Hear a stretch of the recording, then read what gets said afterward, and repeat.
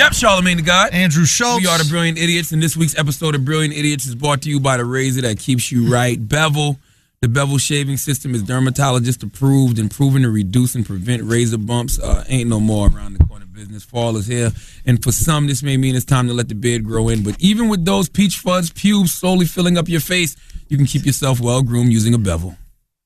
Go to getbevel.com today and save 20% on the first month of your Bevel subscription by using our promo code IDIOTS. That's GETBEVEL.com. Promo code IDIOTS to save 20% on the first month of your Bevel subscription. Don't be dumb when it comes to your skin. Start shaving smarter today with Bevel. Now, from one entrepreneur named Tristan Walker, who owns Bevel, to another entrepreneur, my man Gary Vaynerchuk has returned. Back. Gary V, what's up, my brother? You know what's up is as you were reading that, I was remembering that I invested in a company called Gowalla that was Foursquare's competitor back in the day. And there was this kid named Tristan Walker that worked at Foursquare. Okay. And I was like, who the fuck is this guy? Because he's just making shit happen. And I'm so happy to see what's going on with him right now. I've never heard of Gowalla or whatever it's called. Gowalla, but I've heard of Tristan Walker. That's because I lost a lot of money on it. Okay. How much did you put into Gowalla? Only $25K, but only $25K was unbelievable money back then. It's still unbelievable money, but in the scheme of things, but nonetheless, he is just a hustler, man. You just knew he had it back then. Yeah, there's very few people that I've ever like brought up in a board meeting. I'm like, this one human being is fucking our shit up. Yeah. He was just biz deving, making deals with Starbucks and this. I'm like, this matters, and everyone's like, no, and this was 2007, 8, 9. This was when all the internet people thought it was all internet. They didn't think it was marketing. They didn't think it was business. They thought it was you make the best product and you win. Yeah, I will build this great app and everybody will come. And I was like, that's cool, but that's not how this shit works. Yeah. Like, this Starbucks deal and this NFL deal that he just made, that's bad. Yeah. And now we're at the maturity of the internet age where people realize it's like watching the hustle of the music world where they grind and they know all that matters. And watching the tech world collide into one where they realize, look, all of it matters. You have to have the best product, the best marketing, like it all matters. Absolutely. And so it's just So you're saying you used to be able to get away with good marketing? One more time? You used to be able to get away with good marketing and a shitty product. No. Not a shitty product, but the product didn't have to be... Well, look, I mean, elite. I'd love to flip it on you guys who are far more educated about music than I am. I think I hear from music people all the time like, that guy sucks. Those songs blow. But they figured out the formula that makes America dance or what have you. And so I think great product is subjective, right? Okay. You know, some aren't. Some are undisputedly loved and adored. Right. But everybody outside of that top 10%, there's a lot of debate. But I will say this, and I've done marketing a long time. The greatest marketing in the world doesn't fix a shit product. Right. So, like, for example, back to my wine roots in Jersey, I could promote my ass off. Everybody would buy the wine. When the wine would really pop is when you came back and bought 4 cases over that summer. If I got you to try that Pinot Noir or that Rosé or what have you, and you didn't like it, I transacted once. I gave up equity to promote the shit out of it, and you didn't like it, which means that I might not get you the next time. But if I gave you great product and you bought it 4 more times, I sold you 4 times, and you're coming back without hesitation on my next promo. Yeah. That's why the best marketing is a great product. I always feel like that. I feel like great content eventually will sell itself. Yeah. It's like what I say to like comics who are asking for advice. They're always like, networking. How do you network with people? And I'm like, networking is so easy when you're funny. Yeah, you better be funny, it's like if you're funny, people can't wait to network with you. They want to put you in a show. These type of things. Like you focus on, I guess in this case, that would be the product. And then all of a sudden, the marketing becomes a lot easier. Like when you know your product is the best product. At least for me, that would give me way more confidence to sell it. I call this foregone conclusion. Like when I talk in business, I'm always like, foregone conclusion. Everyone's like, what do you mean? Like, this is going to work itself out. Like, it's going to win. This is the best thing. Like, but why I always say that in my world is because marketing is my jam. That's what I do. Yeah. And so I think about and again, let's bring it back to art, because I feel like art is what I don't know. Really, I mean this. Like, I don't think I watch a movie and be like, ooh, or a radio show and be, ooh, you know, or I don't know that as well, the craft, the art. But what I do know is the following. On the flip side of this conversation, there's been a lot of great songs, great movies, great stand-up things that nobody's ever saw. Yeah. Because too many people just rely and they think they've got the best stuff. Yeah. Like, awareness matters. Like, you need to get people to know about your shit too.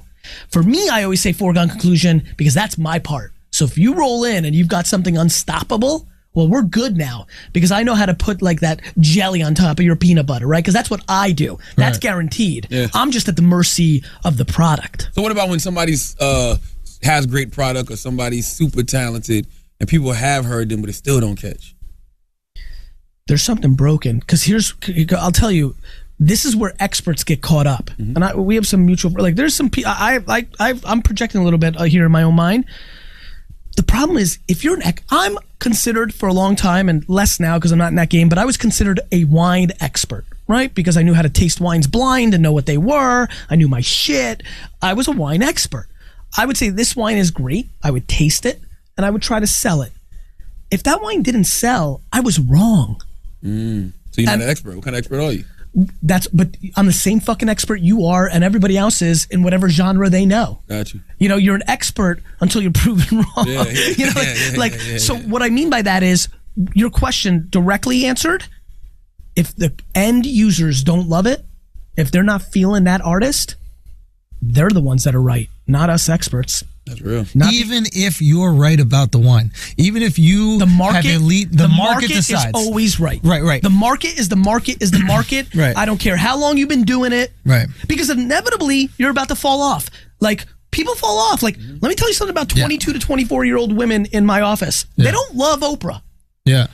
A decade ago, they lived Oprah. They don't even know Oprah. I mean, they know her, but they don't know her. They didn't grow up. They don't know her like we know her. Yeah. It just happens. Sure. Like, I don't know. If you're 11 and you watched your first NBA season for real this year, like you really know it, and you're a Lakers fan, you don't think Kobe's as good as we think Kobe is. Yeah. It's just the way it is. Yeah. And so, That's how I feel about Britney Spears.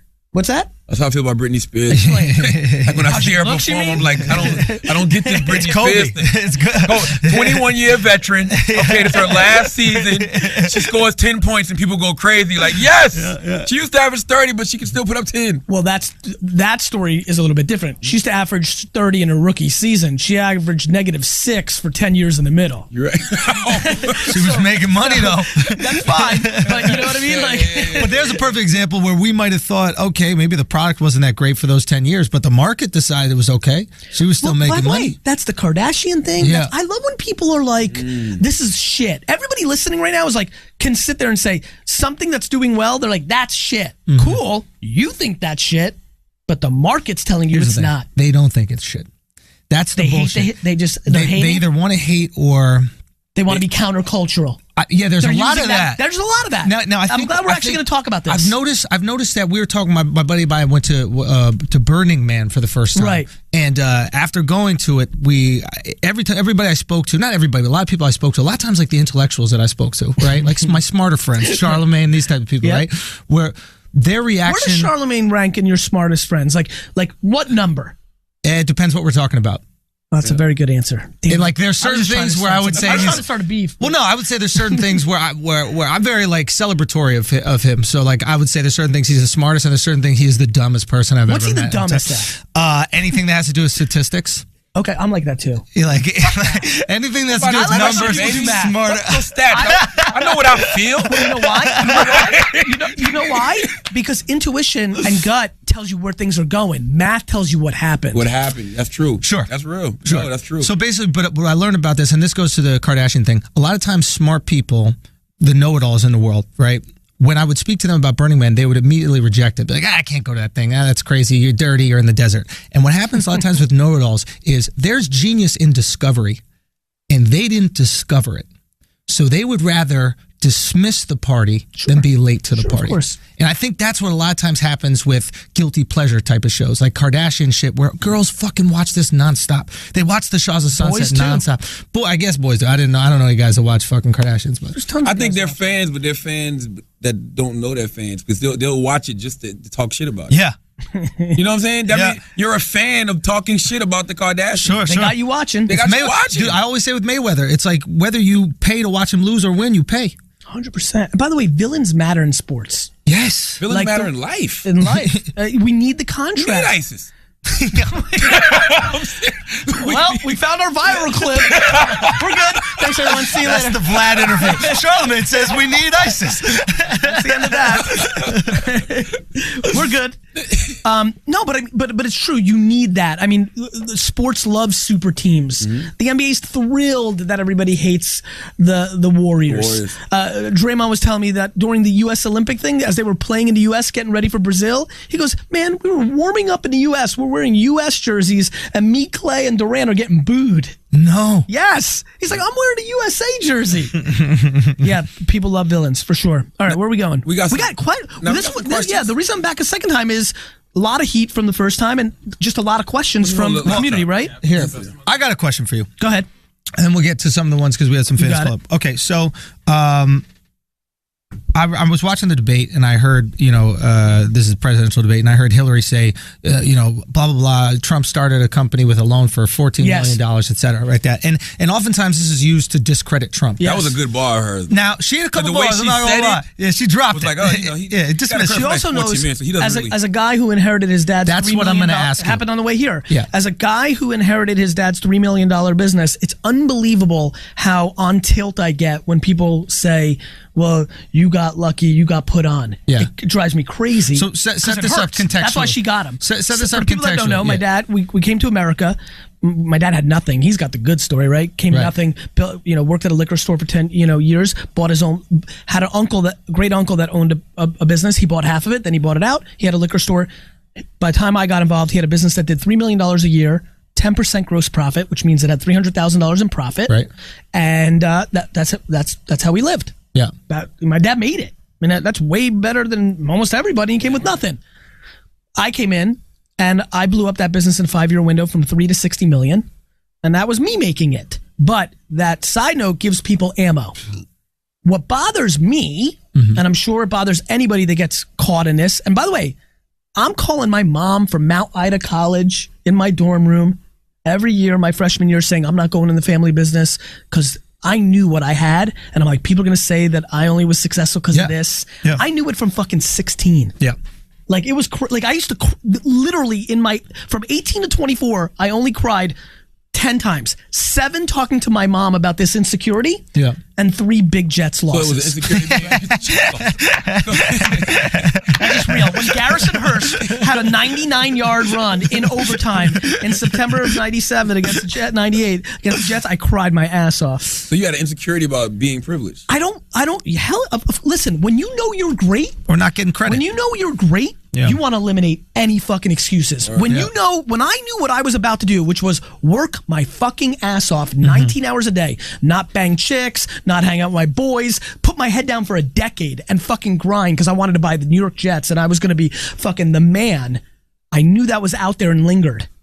And it plays itself out. Now, what I didn't know was the market, the truth. Every kid that raised even $1 million for their business started off better than me because they had so much capital. Right? So there's a lot of ways that people have been put on better than me. And because you had a $3 million business, but it was grossing $300,000 a year. Right. Now listen, it's a great base and established. They're starting at 0. One could debate it. I have empathy for that. The bottom line is, if I go from that to building what I think I'm going to build, which is a multi-billion-dollar empire, I think I'll be okay. I don't think anybody's going to be like, and so I think that's a punchline. I know unlimited people that started with $10 million in their bank account and are at 0. Why do you say what I think I'm going to build? It seems like people like you would be saying what I'm going to build. Because I don't want to count my fucking chickens, Shot. Like, honestly, I've done well. I've made it. I'm good. I want to keep winning. But I don't know.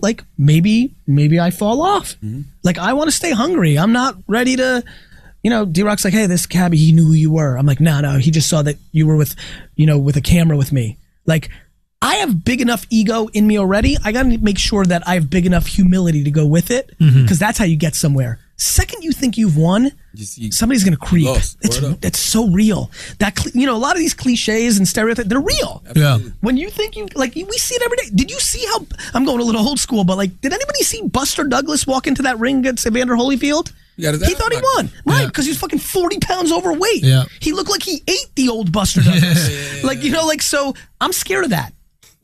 And especially for as much shit as I talk, like I'm going to buy the Jets, like I'm fucking suffocating myself, putting myself in a corner of never being able to let off. Yeah. So, fear is a good motivator. Back to your question, everybody's got their reality. Right. Like everybody. So you don't discredit you wouldn't discredit Trump for inheriting money to start his business and build that business. I would say the following. Everybody needs to be audited. Before you jump to conclusion, like most of the people when they want to troll me, they're like, yeah, but you got $3 million. I didn't get $3 million. Like everybody needs to be audited. How much did Trump really get? I've heard 90 different numbers. Right. I think it should be how much does he have now? Yeah, exactly. That's another thing. If you flip that 14 to 300, 400 million, I mean, that's good money. So the bottom line is, the truth is, like everybody, I've got opinions. I have no fucking clue what Trump did or didn't have. By the way, and I'm going to say another thing. Yeah. Whether you got $3 million, $14 million, or $137,000 or $13, how you make your money is way more fucking important than how much. Ethically, you're saying. 100 fucking %. Yeah. If you fucking did something that hurt people to get back, you know how many people made it and we heralded and they did it the wrong fucking way? Every billionaire. You know, and so like, Every drug dealer. Every drug dealer. But like, most people do you know who what I make mean? money, yeah, absolutely. But you know what's funny? Yes and no. There's so many people that have. I've left so much. Name money. an ethical billionaire. You know, the truth is, the reason I won't right now is I've never spent the time to even give a fuck to audit anybody. Isn't that interesting? But you know what I mean? Think like Steve Jobs and Bill Gates are ethical? I mean, I don't think Jobs at all. I mean, Gates we know stole it from Xerox, right? We know he stole the idea from Xerox. We know Zuckerberg stole the idea from. That's a bullshit story. That is a bullshit story. That's a bullshit story. But they didn't devalue the stock so that he could. No, I mean, look. I mean, they sued him. They won lawsuits. Let's talk about it. Of course, they won lawsuits because when you're worth $1 trillion, you'd rather pay 200 million. Let's get this out of my fucking way. Okay, so it's like a rape allegation against Coke. We pay for convenience all the time. Right. It is like that. Like. Fair enough. Okay, you got it. I bought the hype. If you have an annoyance right now, and I told you for $17 you can get rid of it. I'd take cabs. That's what cabs are. That's why people sue rich people all the time. 100%. They know rich people don't got time to be fucking sitting in court. But back to really why I'm so pumped to be here. Yeah. The whole like eBay thing. Do you know how many people email me every single day from like some of the shit that we've been jamming on of like go buy some shit at eBay or go buy some shit at dollars. I'm getting emails every day. Yeah. Every single day. How many months ago did we do this? Like every day. Like literally emails like I had $39 in my life. Yeah. I made $347 this weekend. Some dude really made bank. Some dude heard it in Ireland. Went to a garage sale and bought some old Ireland airplane memorabilia from the 40s and made like 15,000 euros. Like real bad. Wow. So anyway, that's my thing. A lot of my shtick is I'm going to get mine. I got mine before I came out and made content and did all this. Right. I'm going to continue to get mine. I love the feeling of how I make my money matters more. I'd much rather make 500 million and feel good and never have my grandkids ask questions than make 1.7 billion and have my granddaughter be, but didn't you buy that house and kicked out all those poor people? And be like, fuck, how do I answer that shit? Yeah. There's my mom said that to me actually. She's like, I feel good about how we made our money. My parents owned a dance studio and I never even considered it. She's like we've provided a good life, but like there are so many people that have gotten married because they met each other dancing and it's like that is huge. Even if you do become a billionaire ethically, people will still say, oh, he did something for that money. That's right. But you'll know. That's it. Yeah. You'll know deep down, right? Yeah. Like we know deep down what we're doing. And you know what else? It's not just you. To me, my barometer so far as shit's been blown up for me is the closer it's a one. Millionaire saying shit's been blowing up. I'm not a millionaire. The people. A million. But still. Pump the brakes, Gary. Pump the brakes. All right. Respect. My big barometer, and this is, I'm curious how you guys take this. Yeah. I'm throwing it at you.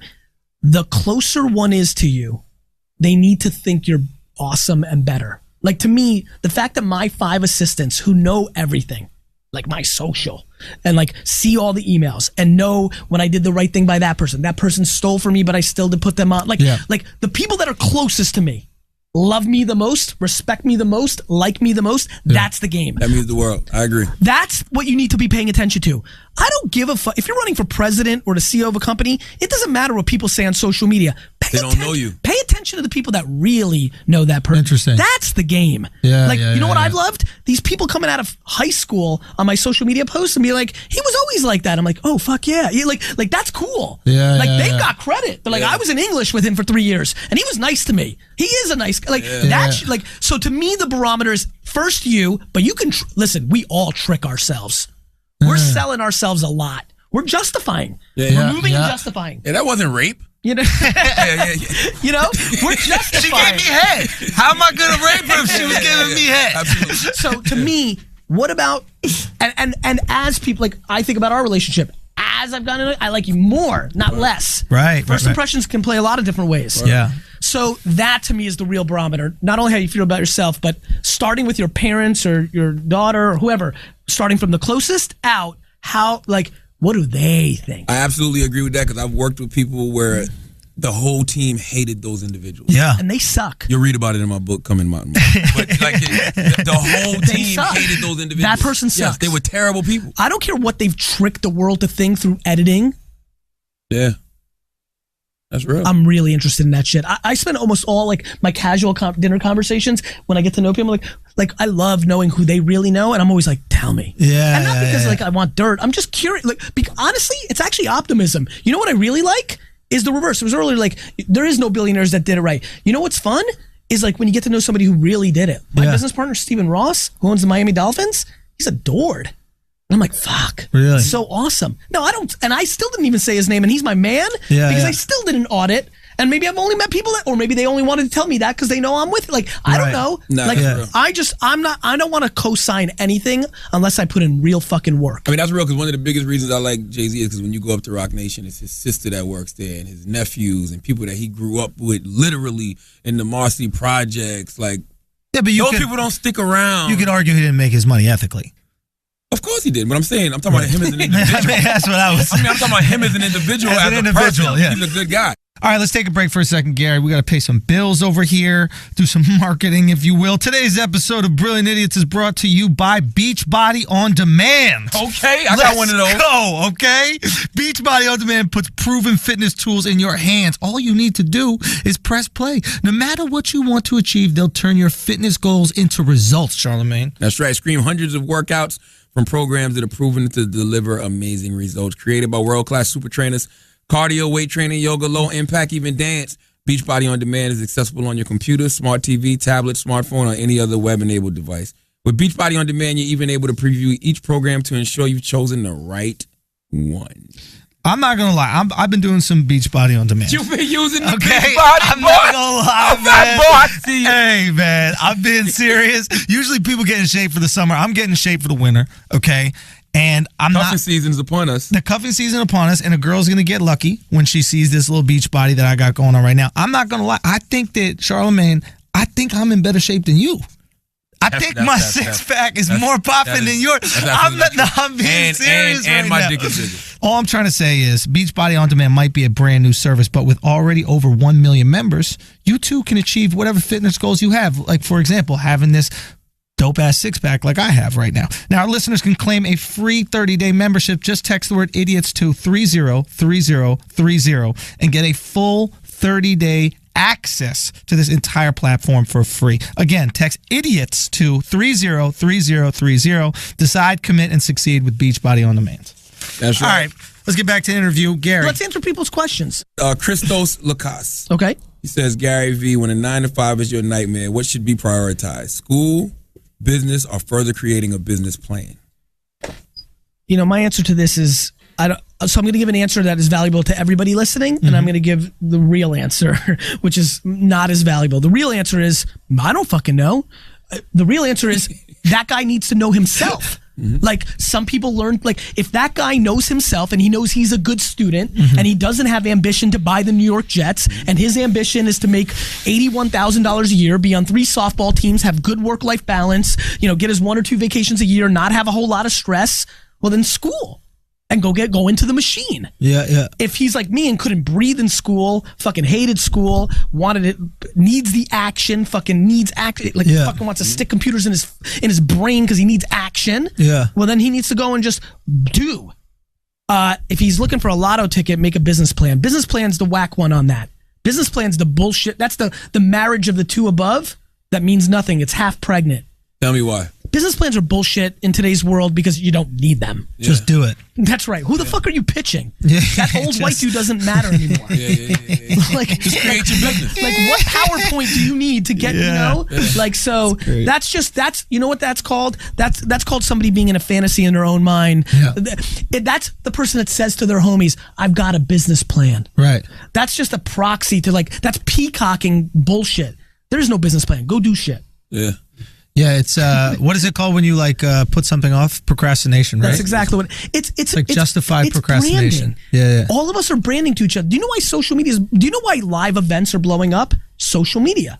People are going to more concerts, more Coachellas, more Burning Mans, so they can create PR press releases for their lives. Yeah, just to say I've been there. Just to show I'm there. I mean, that's true. There's 100%. definitely, I felt value in it. Yeah. I feel like there's 100%. equity in the experience. 100%. Right? Yeah. People are going to concerts, going to underground clubs, doing shit. Did you go to Drake? Did you go to at the Garden? That's why every events. event has a hashtag. Yes, 100%. But it's way beyond that. We PR ourselves. We are the PR agents for ourselves. The way we dress, you want to make we make statements of how we roll, like everything. And I'm fascinated by that dynamic. And that's what a business plan is. The business plan is that losing player going to players that are even bigger losers than him or her and being like, oh, he's doing something. He ain't doing shit. Okay, this is his fucking business plan. This is kind of back in to 2016. It's not 1984. Do you think that if you said you're a marketer, right? Like that is your skill. Do you think that if you didn't come up in your dad's business, that you would be a creator instead of a marketer? No, I think the part that when I get into my lowest debate of did that liquor store help me, I asked them to explain to me why I made $4,000 a weekend selling baseball cards as an 11-year-old. So that was always the skill. I had 6 lemonade stands when I was 6. Right. Like I'm pissed that I wish I grew up in the dirtiest fucking dirt of all time. No, not in terms of taking away from your opportunity, but like would you have shifted the focus, I'm saying. I'm a marketer because it is, I say that I'm a marketer because it's what I think I disproportionately do well. But I'm a business builder. VaynerMedia was 0 7 years ago. Now it's $100 million. Yeah, I don't think you're giving yourself enough credit for like your business building. Well, listen, I mean, I think you have to have a balance of humility and ego. In the same interview where I'm like, I'm going to fucking buy $1 billion things. Like, I don't need to peacock every fucking thing I do. You don't need to toot your own horn. Not on everything. I tweet my own horn more than anybody. I love tweeting my fucking horn. I'll tweet horn all fucking day. Toot, but we could tweet it as well. Cool. I'm thinking of the emoji. Remember that? Tweet out the horn emoji. But not, but when you leave some room, you allow other people. Yeah, I mean, I build businesses. Like I've made a lot of shit happen. When I look at what Amy Schumer or other real celebrities sell in books and how much I sell, I'm like, I'm a fucking salesman. Like, it just depends on what moment you're asking me the question. Yeah. I could say I'm a marketer. But you got to create the book. That, for me, that's where I think you're almost kind of selling yourself short. It's like creating that book and marketing it are both valuable aspects. Let's do the recall. Ultimately, when I'm fucking 98, the market's going to decide what I am. I can say I'm a salesman, a marketer, a creator, right? Yeah. The market's going to decide. What I'm trying to do is put my head down, put in work, pop it up once in a while to peacock and have fun and do things, try to inspire, try to give people real examples. That's what you get most credit for, to me, is being a motivator. Like, people look to you for motivation, they look to you for inspiration. And listen, I've fought against that my whole life because I think it's the cheesy thing. Like, I don't want to be a motivational speaker, weird conference halls. Like, that's weird. But if I can be a businessman that has motivational DNA, well, that's interesting, because then what the difference is I think a lot of motivational speakers just keep wanting to go to the bottom and keep having, like, they almost, like, I basically want nobody to watch me. I want people to consume my shit, get a couple ideas, get pumped, and go do. Right. And I think a lot of motivational speakers want to build their audience so they can sell seminars and books. So they're never giving you that exactly. They're never. It's exactly right. I'm like the reverse. Like, my fans get mad at me. They're like, "No, I'm gonna or they say, my favorite is like, "Yeah, I'm not following you anymore." And I'm like, "But I'm watching you follow everybody else." Well, if you're gonna do that, then keep following me. Unfollow everybody. This is go do shit. So I love being motivational. It's because I'm so happy. It's because I think we have such an opportunity. I think there's a lot of great shit going on. All this negativity from the campaign and everything. Everybody, like, first of all, we said this before. Anybody sitting at home watching that debate thinking one of those two fuckers is going to do anything for them, is crazy. Crazy. Like, no, you're crazy. the president of the United States. And by the way, it's not that those two are the worst people. I mean anybody. Right. Me. I got good intent. Me and you run in 2040. Anybody watching and thinking that we're going to do something for them, we're creating frameworks. You have to do shit. Like Jay-Z said, government fuck government, we politic ourselves. And I take that as, I'm going to keep God first, I'm going to keep working, and I'm going to get this motherfucking money. Yeah. We got to empower ourselves. Oh, it's like, here's a basketball, here's a mic, here's a computer, but you've got to put it to work. Yeah. I hear you. Listen, man, this dick ain't gonna suck itself. Look, all right, Brent Mashia says, Gary, do you believe in the law of power, crush your enemies completely when you work in the business world where foes can be allies? Look, I love competition. Like I love competition. I want to kill everybody on the business field, but the reality is business is only one dimension. I don't want to kill that person enough. Do I want to put people's businesses out of business that are competing with me? Yes. Do I want that to become a spiral to where they commit suicide or their family dies? Absolutely not. So if I'm competing with somebody who's got a lot of money and 48 other businesses, and if I put that business out, they're fine. I like that a lot better. Right. I don't need fucking Ricky to jump out the window and kill himself because I got him. So that's where I'm at. But boy, do I want to kill. Can we talk about that, the importance of competition? Because I think that goes past just business. I think it also. Are you about to go into the Society of 8th Place trophies? I don't even know what that is. I don't even know what that is. I don't believe that. I'm talking about trophies. Oh no! I don't believe in. I don't believe in that. By the way, if you want to talk about anything that's happening in our society, forget about these presidentials and all this. That is why we are going to lose. Yeah. We have 7-year-olds that come in last place in a sack race, and everybody's fucking throwing them on the shoulders and throwing a popcorn party. And I'm like, that fucker lost. Yeah. Like Little Ricky's he sucks. You never learn to win if you celebrate the loss. 100%. And by the way, when you go in the real world, nobody's doing that for you. And then they're like, well, Hillary's gonna do it for me. Hillary ain't doing shit for you. Yeah. But your mommy threw you up in the air because you came in 8th place, and you think that's the way it is. Yeah. That shit scares me. Yeah, no, we're like... My kids are crying in my house every day because we're playing race and we're playing basketball, and so far, I'm undefeated. So far, nobody's scored a fucking basket in my house besides me. Yep. And people are walking around really sad, and they're going to be happy when they're 30, though. Okay, but... You're teaching them how to win. You teach them how to win and be competitive, but I feel like we're doing that right now with thought, right? There's no competition in terms of thought. Right? We have this, you know how, if there's only one business, it's usually shitty. There's one restaurant in, a neighborhood, right? And it's just the only restaurant. Okay. The service is kind of lazy. The food isn't that good because there's no reason for it to be. When you got a monopoly, you need to deliver the least. So when you have a monopoly on thought, that's what we have these different ideas of, how people are looking, like the election, right? All the Trump people are just thinking what Trump thinks, and that's it. And you have all the Hillary people are just thinking what Hillary thinks, and there's no discourse, right? So both of their arguments are weak because there's no competition. When you actually have people debating, your argument gets strong because you will fucking lose unless it's strong. An exchange of thought. I think right now that's all politics is, actually. But what I'm saying is what you're referring to, I think, is, which I agree with, which is the amount of people that actually came into this election 2 years ago, 3 years ago, last week, whenever they decided to get on, that came in actually being up for grabs was almost non-existent. Nothing. We've just picked sides. Mm-hmm. And basically, that's it. And it's not even. What about the guys? What about the people that Bernie riled up? They're just voting for Hillary. There's not a lot of them. Here's the thing that I've noticed with this: every single one of them. Not a lot of them. Because there's two people are voting in this election. On each of those sides will still. This is the problem. Yeah. Everybody has created party. Everybody's put on a jersey, and they're sticking to it regardless. The amount of people that don't like Hillary and don't like Donald, but consider themselves Republicans and Democrats and are still going to do that, they're picking ideological tendencies versus the reality of the situation. Yeah. It's not practical. It's on daydreaming. That's right. Yeah. They're just voting colors. But here's the thing that caught fire was because of people. He caught fire, but he's no longer there. He caught fire because Hillary's not likable. Exactly. People are voting for two things. If Hillary was a likable human being, this shit would have been over a year ago. Let's consider one thing with the elections. There's two votes, right? It's I love Donald Trump. I'm voting for him. I hate Donald Trump. I'm not voting for him. Nobody's voting for Hillary because they love her. I don't agree with that. Who have you met? I've never met one person. An unbelievable amount of female leaders. An unbelievable amount of females that I speak to. Love. Would they love Hillary if she didn't have a pussy? I think Donald Trump is in the position he's in because he's of his new thought. I know I'm not going to blow people. I know unbelievable amounts of male leaders, especially in tech and LA, New York, San Francisco, that love Hillary. They love her? They love her. I've never met anybody who said they loved her or liked her.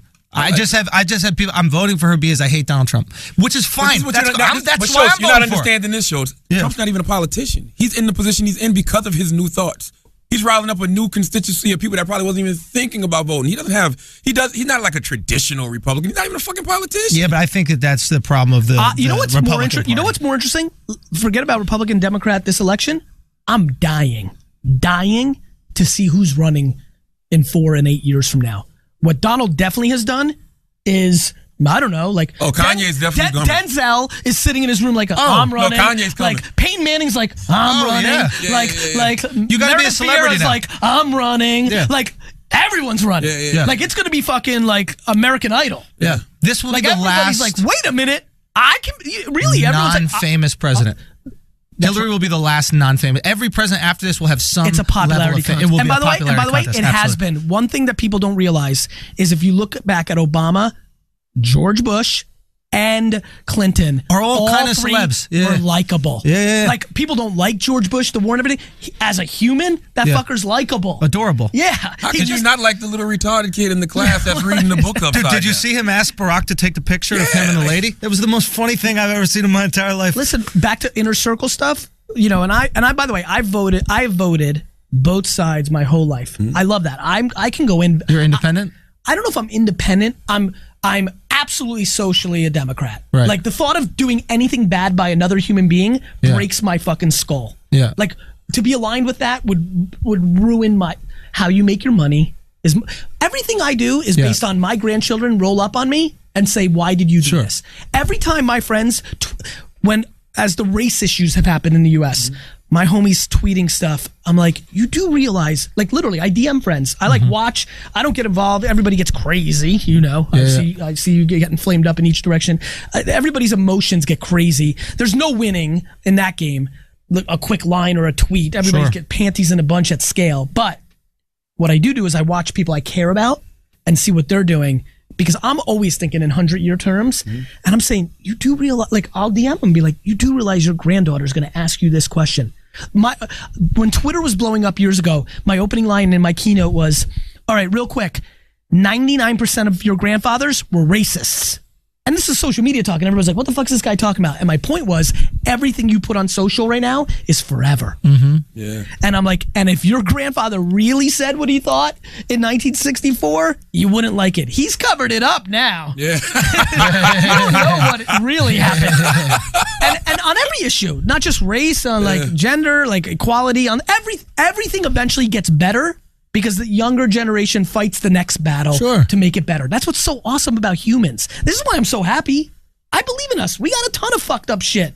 But it keeps getting better and better and better. It might not... Listen, I'm empathetic. It's easy to say when it's not bad for you. Like, you know, being Jewish in the Soviet Union was real bad. My grandparents went to Siberia. Both my grandfathers went to jail for 10 years in Siberia because they were Jewish. A lot easier for me to be Jewish. So easier for me to say, you know, transgenders right now, they're not empathetic to what I'm saying. One day it'll be better when you're dead. They don't give a fuck. They care now. So I respect that. But as a human brand, it gets better and better and better. Yeah. And that does keep me optimistic. And what I'm trying to do is, when I'm judged on who I was, I want to be on the right side of history. And the one thing I know for sure is, doing anything that puts down somebody else is the stupidest shit historically you could ever do. You will lose that game. Right. Let's get some of these questions. Yeah, I'm with you. I got to leave in a couple minutes. All right, Bomb Bizzle, this is a good question because I'm thinking about getting into this business. Should I invest in a weed dispensary? Would that be a good investment? That's what Bomb Bizzle. The marijuana, the pot, weed. You're not late. Dude, the hedge funds bought up all the dispensaries already. That's like saying you're late to beverages because Coca-Cola started 200 years ago. You're never late. You're not late. Vitamin water made billions. Fucking palm water made billions. You're not late. You're water. Late. Yeah, palm. That pomegranate shit. You know. Oh, that. palm. Yeah. What was that? My Russian accent? No, you got it. Okay. No clue. You're not late. You're late on the beach. You're late on buying maybe the beachfront property in Malibu. You're late in buying all of Manhattan. Right. But you're not late in buying the meatpacking district. Because you see where I'm going? Yeah. Weed is going to be an enormous business. It's going to be legalized in every state in this country. What he's trying to say is buy the black weed dispensary. It's people trying to. You could be the first one in the black shop right now. There's billions of dollars going to be lost because there's a lot of fucking opportunistic people. It's the gold rush. You know how many people lost money in the gold rush? Almost everybody except the people that sold the shovels and the equipment. And Levi's. And Levi's. So there's an enormous amount of money that's going to be made. There's going to be an enormous amount of money lost. Right? I 2 years ago put a lot of money into Snoop's fund to invest in weed companies. Because I'm like, 2 years ago, I'm like, Snoop's going to see everything. And so that's how I played it. But I've believed in this a long time. I believe in that legalization will happen everywhere because, guys, it's money. The tax money's too good. Well, Cali's about to open it up. Yeah. Cali's going to legalize it. And think about that. That's California. Once they legalize that's 4 seconds away from then New York. Right. We've seen this before. Gay marriage, liquor. Like, this is all going to play out super simple. Yeah. So there's money to be made. Now, you need to be smart. What are you going to invest in? Are you going to invest in brands? Are you going to invest in, you got to be smart. Again, the answer is there's going to be a lot of money made, but almost everything you'll hear from me is devil's in the details. Devil's in the details. You know what you need to invest in? Once Cali gets weed legal, Postmates. The delivery of? Because you know what Postmates is? Yeah, but dude, imagine how much more value delivery. Postmates is already. It's $1 billion valuation company already. Do you don't think it will double once people are so fucking high? They got potato chips delivered. They got to grow into that.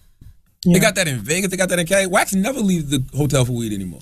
Really? A phone call. My man. Phone call? Not what do you mean phone call? You mean text? I don't know how he does it. Do you phone call people? But you wouldn't text for weed, would you? Yeah, I still use the phone. All right. But text for weed, now you got proof. No, it's a Snapchat, baby. They got a freaking van that's wrapped with marijuana. Really? Oh, yeah. It's Jesus just like Pizza Hut. Okay. All right. Carlos Castaneda wants to know what here's a question. Sorry to interrupt. What would you... Listen, fuck Carlos. No, because we can make money right now. We can make money right now. Last one. Uber going? Last one. Sure, yeah. They're about to shut down the Williamsburg, the L train. Or the L. The L train. Yeah. They're going from Manhattan to Williamsburg. Yep. That's a money-making opportunity. 100%. How? Well, first and foremost, the L train is what connects Williamsburg, Brooklyn, and Manhattan, and it's like literally the lifeline for all these kids that moved into like this hip neighborhood in Brooklyn. And now it's about to be shut down in a couple years, and people are going to be isolated over there. So how is Carlos going to make money? Fuck Carlos. How are we going to make money? How are we going to make money? First and foremost, I think the west side of Manhattan is something everybody's got to pay attention to. What's going on with Hell's Kitchen, that whole general area, Hudson Yards. Like, first and foremost, at its basic sense, a lot of them are going to move. Like, if you fucking make your money in Manhattan and you love hipster Brooklyn and you love living there, but you can't get there and you can't afford fucking the cab or the Uber that gets you there, you're moving. So you're going into a Manhattan location. So now you're going to go, or I've been very fascinated. I'm not involved with this, but I've been watching from afar, especially because Jersey's where I'm from. Jersey City's trying to do some shit and be like, wait a minute, look what Williamsburg's done. We're that too. Yeah. So just from that standpoint, instead of thinking about, okay, what app are we going to make or what hack are we going to make, you got to go more macro and understand fuckers are moving. Yeah. So what do? I don't know. There's so many things to think about. What's the next emerging market, right? How does Queens play? I'm not educated enough in the transportation system to give you the real answer. Is this an opportunity for Queens? What do you do for a living? Like, if you've got real bank, you do a real estate play. If you've got less bank, maybe you start investing in clubs and restaurants that play out the real estate arbitrage. If you got even less than that, you start doing some ghetto shit. All right, let's answer Carlos' question. Carlos wants to know, would you consider immigrants as a strength or a weakness to the U.S. economy? This is not an opinion. It's a strength. It's a fact. Spoken from a true immigrant. Yeah, I mean, look, I'm jaded, right? I wasn't born here. I love this country the most. I don't understand how this can even be an issue. This is the backbone of our country. Mm-hmm. I guess, listen, I will say this. I understand that people are scared. Let's not get all idealistic how our grandparents did it. They rounded up every Japanese person and put them in a camp. Like, this notion that everybody before, like, I love how we're mad at certain things about America in the past, right? Like, and we know we got... Is history repeating itself? Yeah, we very, very, very conveniently forgot that we just went to every door, knocked, and be like, are you Japanese? Yes, come with me. Like, now we just look at your cell phone, and we look at your email. Yeah, exactly. Yeah. That's cool, though. I'm cool with that. Do this, all of us. I understand. I'm empathetic. I understand disproportionate emotional fear of people with names that scare you and looks that scare you. I understand it. It's happened forever. It will never go away. It's called marketing and branding. It's how it works. Nah, that's real. Because you know what? The other day, this dude rode up on me. He was Muslim. He had the big beard. He had the shit on his head. He had a camera. He had a backpack. And I'm thinking to myself, it's about to go down. He about to blow. I'm serious. I swear to God. I'm like, he about to blow us all up. I thought that, but he was just showing love. He's like, yo, Charlamagne, what's up, man? I listen to your show every day. But it's just like, so why am I thinking this way? It's because they have brand marketing and brand, yeah. and it works in race quite a bit. You know, there was that stuff. Gary's like, you're black. I'm gonna give you a really good one because I watched the video of it. It's one of the most impactful things I ever watched in my teenage years. It was filming people walking by men. And they just kept running actors, and people literally walked away from black guys and not white guys. They got scared. They grabbed their shit. Mm-hmm. It's just brand. Mm-hmm. It's the same reason it goes the other way. Yeah. When hip hop and black culture takes over, people think you're cooler for no reason. Yeah. Like straight up. Yeah. Like I don't know what else to tell you. Show up to a basketball court, you'll get picked first. 100%. You know, like it's just brand. It's the way it is. It's not right. We have to accept that it's the way humans are hardwired, and we have to navigate around it, and we have to understand history. We just don't respect history. It's just repeating itself over. It's how I make all my money. What do you mean? Everything I invest in is history repeating itself. The reason what about the tech world, though? That's history repeating itself. You know what this is? Talk to me. What do you think this is? A typewriter. Sorry, I didn't get that. Yeah, you're sure right you didn't get it, Siri, because it's above your pay grade. You know what this is? The television. And you know what the television is? The radio. Yeah. And it's 1955 through 1965. And a lot of people made money, and a lot of people lost money. Got it? That's how I think. And you know what I think Twitter and Facebook and Snapchat are? ABC, NBC, and CBS. And you know what I think me and D-Rock are doing and what I want you to do more of and putting out content? I think that's The Love Boat and MASH and I Love Lucy. But you know what I love best? I don't need some old white guy to say that I'm good enough to be on this show. This television and those networks, they'll take me no matter who I am. You are the TV show. That's right. In 1982, somebody had to decide that Khaled was the breakout star and had to put them on. In 2017, Khaled just did it. Right. Got it? Because he'd never been a star in that era anyway. So there's no middleman. Bingo. Gary V, ladies and gentlemen. Love you guys. Great. Do you want to tell them where to find you? No. All right. Don't watch his videos. Don't follow him. I want them to get inspired of something in here and go do something. Love you guys. Thank you. Great shit. Thank you, brother. Peace, man.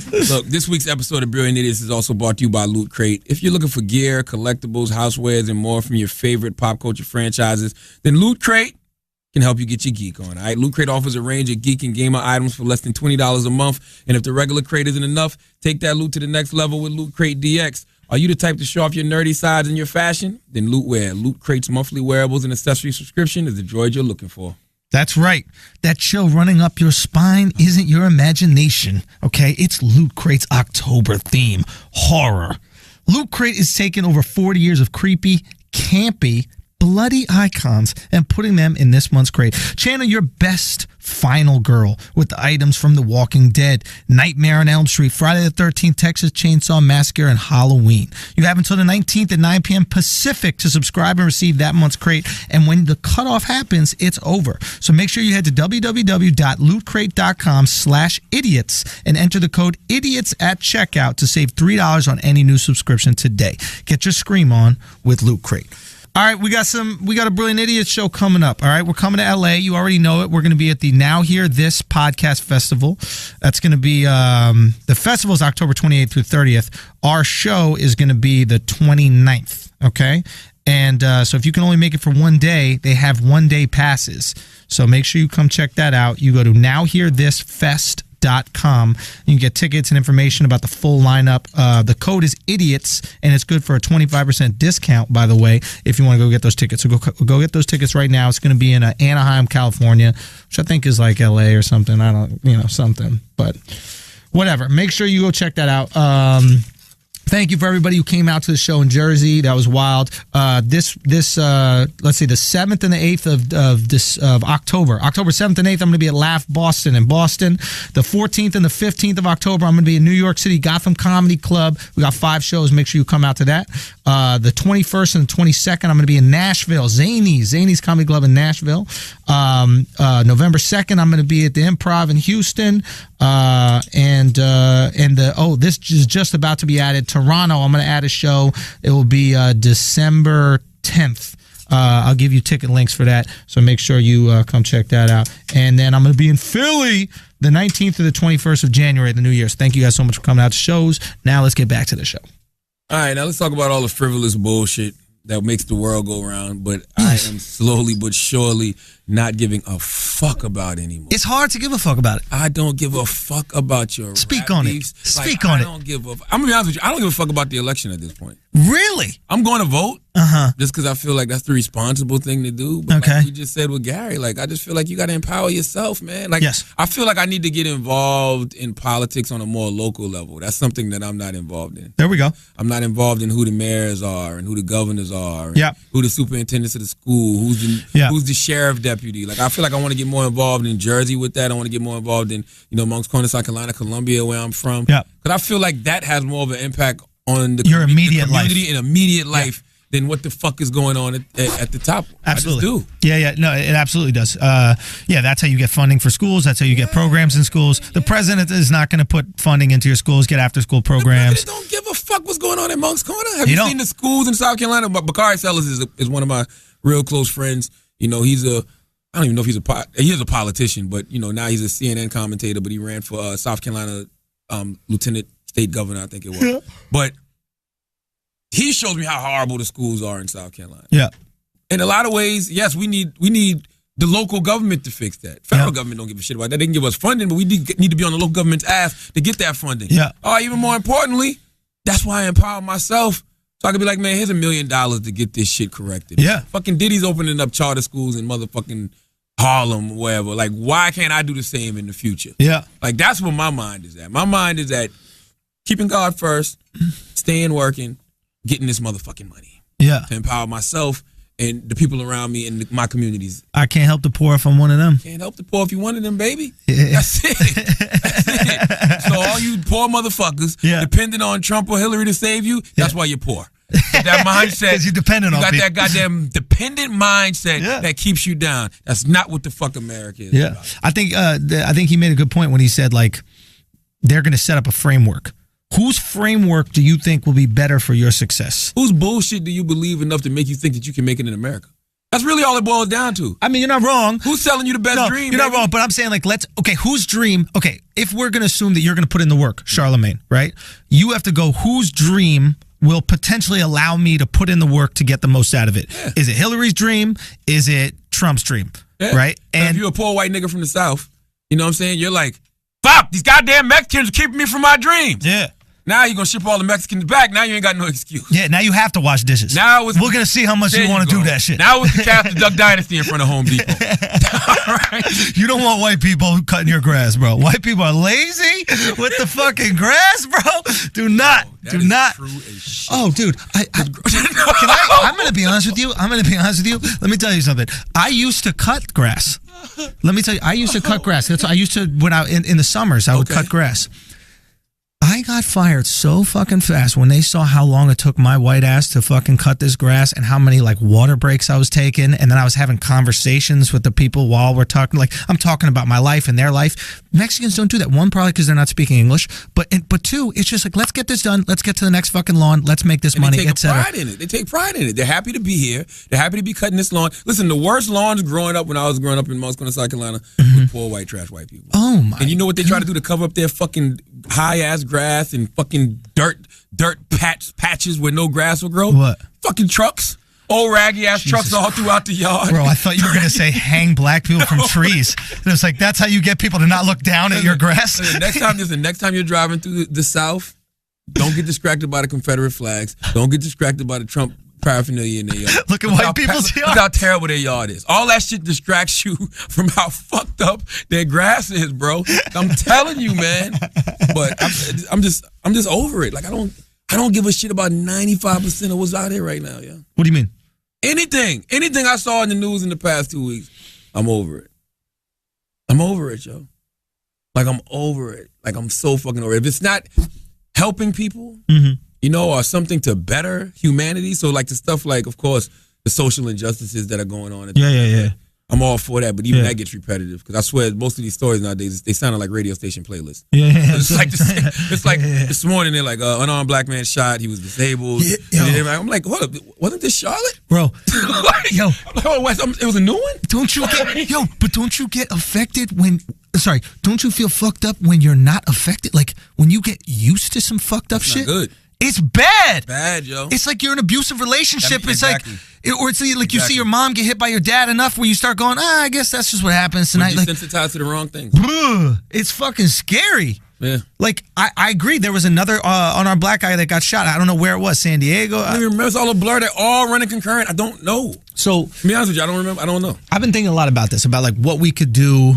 Because I think there's a multifaceted issue, right? People getting killed by the police. It's more than just police tactics. It's more than just arrest tactics. It's more than just poverty and crime. There's so many things that go into this. But I'm thinking about like what is the quickest short-term solution for saving lives, regardless, white, black, doesn't matter. And I think the quickest short-term solution is we need to teach people how to get arrested. Now, before people go, you're victim blaming, this kind of shit. That's not what I'm saying.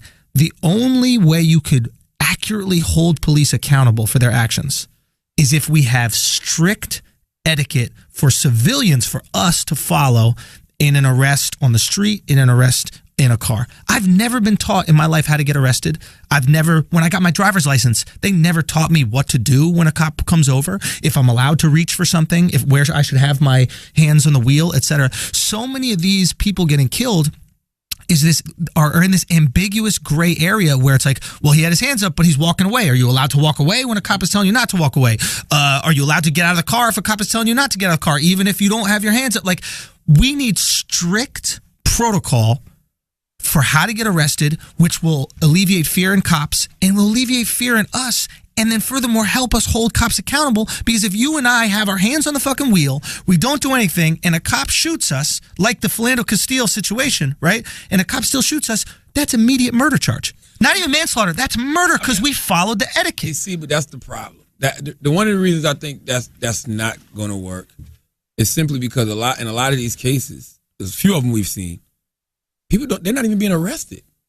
They're calling the police. Last night, the guy that got killed in California, his niece or somebody called the police for him. Right. So if I don't even know I'm being arrested. Not even engaging with police, we'll call it. Engaging with police, we need strict protocol. Hey, well, number one, this has to stop. On both. This would have to stop. I can't engage with you with a gun in my face. All right? One of the illest memes on Twitter is this girl holding up a sign that says, we're supposed... I forgot how it's worded. It's like untrained. She said something about untrained police officers. We have to watch how we engage with untrained police officers, but then we're supposed to be calm as if we have training on how to have guns in our faces. Sure. It's something to that effect. Yeah. You know what I'm saying? Like, you ever seen Set It Off and Vivica Fox put the gun to that motherfucker's head and said, what's the procedure when you got a gun to your motherfucker? Because that was a dumbass question, because somebody got killed on, I can't remember the movie right now, but somebody got killed in the movie. Yeah. And the officer said to the guy, what's the procedure when you got a gun to your face or some shit like that? I forgot how it went. But she put the gun to his head. The cop didn't have an answer. Yeah. Because he'd never been in that goddamn position. Let's create an answer for that shit. Like we were having this very interesting conversation during the week, which this was like mind-boggling to me, right? We're talking about what happens when a gun gets pulled out, right? Because you and I were just getting in an argument about, police tactics, etc. And you go to me, I'm like, look, if the police pull out a gun, you stop. And then you immediately go to me, are you kidding me? If anybody pulls out a gun, I don't care who it is, I'm running in a zigzag. And then you go to me, you're like, Schultz, are you crazy? You would just stop if someone pulls a gun at you? And in that moment, I realized that there's a cultural barrier to how people react when a gun gets pulled out. I don't think it is. I think that's just an Andrew Schultz thing. No. Let me explain for certain. I promise you this. In your experience with guns, it might have been growing up in the hood. When somebody pulls out a gun, it's to use that shit. right? So you've heard stories about some guy, I don't know if it's a drug dealer, I don't know, whatever it is, a guy whose house it was. Not even the hood, America. But let me just finish the point. Like, so when he pulls out that gun, he's to use it. So your reaction is, when you see a gun, shit, I got to get the fuck out of here because this motherfucker's going to use it. In my experience, when somebody pulls out a gun, it's only authority, right? And when authority does it, like when the guns have been pulled out on me, my assumption is they want me to stop what is I'm doing. I got a machine gun pulled on me one time. It's because I walked through the wrong door at an airport and these two guys pulled out a machine gun, stared at me. Immediately I put my hands up, I stopped, and I did whatever they told me. But the fact that we're missing that cultural divide, possibly, on how to react with a gun explains why you have certain situations where people are running from the cops. So that's just the Andrew Schultz thing. It's not. Paige, right there. Paige, come over here. So if somebody pulls a gun on you, Paige, come over here and put your lips on the mic. No, but that's. If somebody pulls a gun on you, Paige, what you going to do? This is the thing, and this first is of all, why Paige, you look skinny. I just want to point that out. You look very skinny. I'm not Greg, talking about how thin I look. Okay, but if someone pulls a gun on me, I'm stopping. And that's just in what I've learned in my life is, and you're right, I've never been put in a circumstance where someone's pulled on me a gun in a different circumstance. Now, if it's somebody else with a gun, I don't know how I'll react because it's never happened to me. You're stopping and doing what? But this is why my dad has such a hard time understanding the gun violence thing. And this is why he'll never get it and understand why it's such a big problem, because to him, you're doing something wrong if you're running from the cops. Yes. That's his thing. He's like, I've learned my whole life, if someone pulls out a gun, I stop. Same thing with me. If So a y'all cop talking pulls about, out a gun hold to me, on. I'm Let's stopping. be clear, because Andrew did the same thing. Mm-hmm. You're talking about cops pulling a gun on you. Now you have to understand, not regular people. But listen, But that's what I'm saying. That's the only experience that I would have that a gun you got to be pulled on clear. me. The cops are regular people. Sure, let me explain what I'm saying. Keep in mind, in our lives, the only time, I have one other experience, but in our lives, the only time a gun has ever been pulled on us is by authority. If you're growing up in the hood, you have way more experience with someone who is not an authority figure, especially if you're drug dealing, pulling out a gun. So we are literally blind to that experience, so we never learn the run and zigzag shit. And this is what I told you. You sounded crazy, because if it's a cop, all right, yeah, that's a different story. But any regular person, black, white, green, Puerto Rican, if they pull a gun on you, you better get the fuck out of there. But no, because I've been trained to put my hands up. I would probably stop. I would probably stop dead in my tracks. I had real quick. I didn't even tell you what happened. Real quick, I had a gun pulled on me unbeknownst to me once, and I bumped into a guy in California, me and a friend, and he looked at me, and I looked at him. I was like, "What's up, then?" And his buddy pulled a gun out of his fucking pants. I didn't even see that. I'm still looking at this dude like we're about to fight. You're just not trained. Exactly. You're just not paying attention. But that's a perfect example. So I'm just not trained, right? And it's like, I pull the gun. The guy pulls the gun out. My boy stops me, and he goes, "Hey, everything's cool. Everything's cool. We're just gonna chill."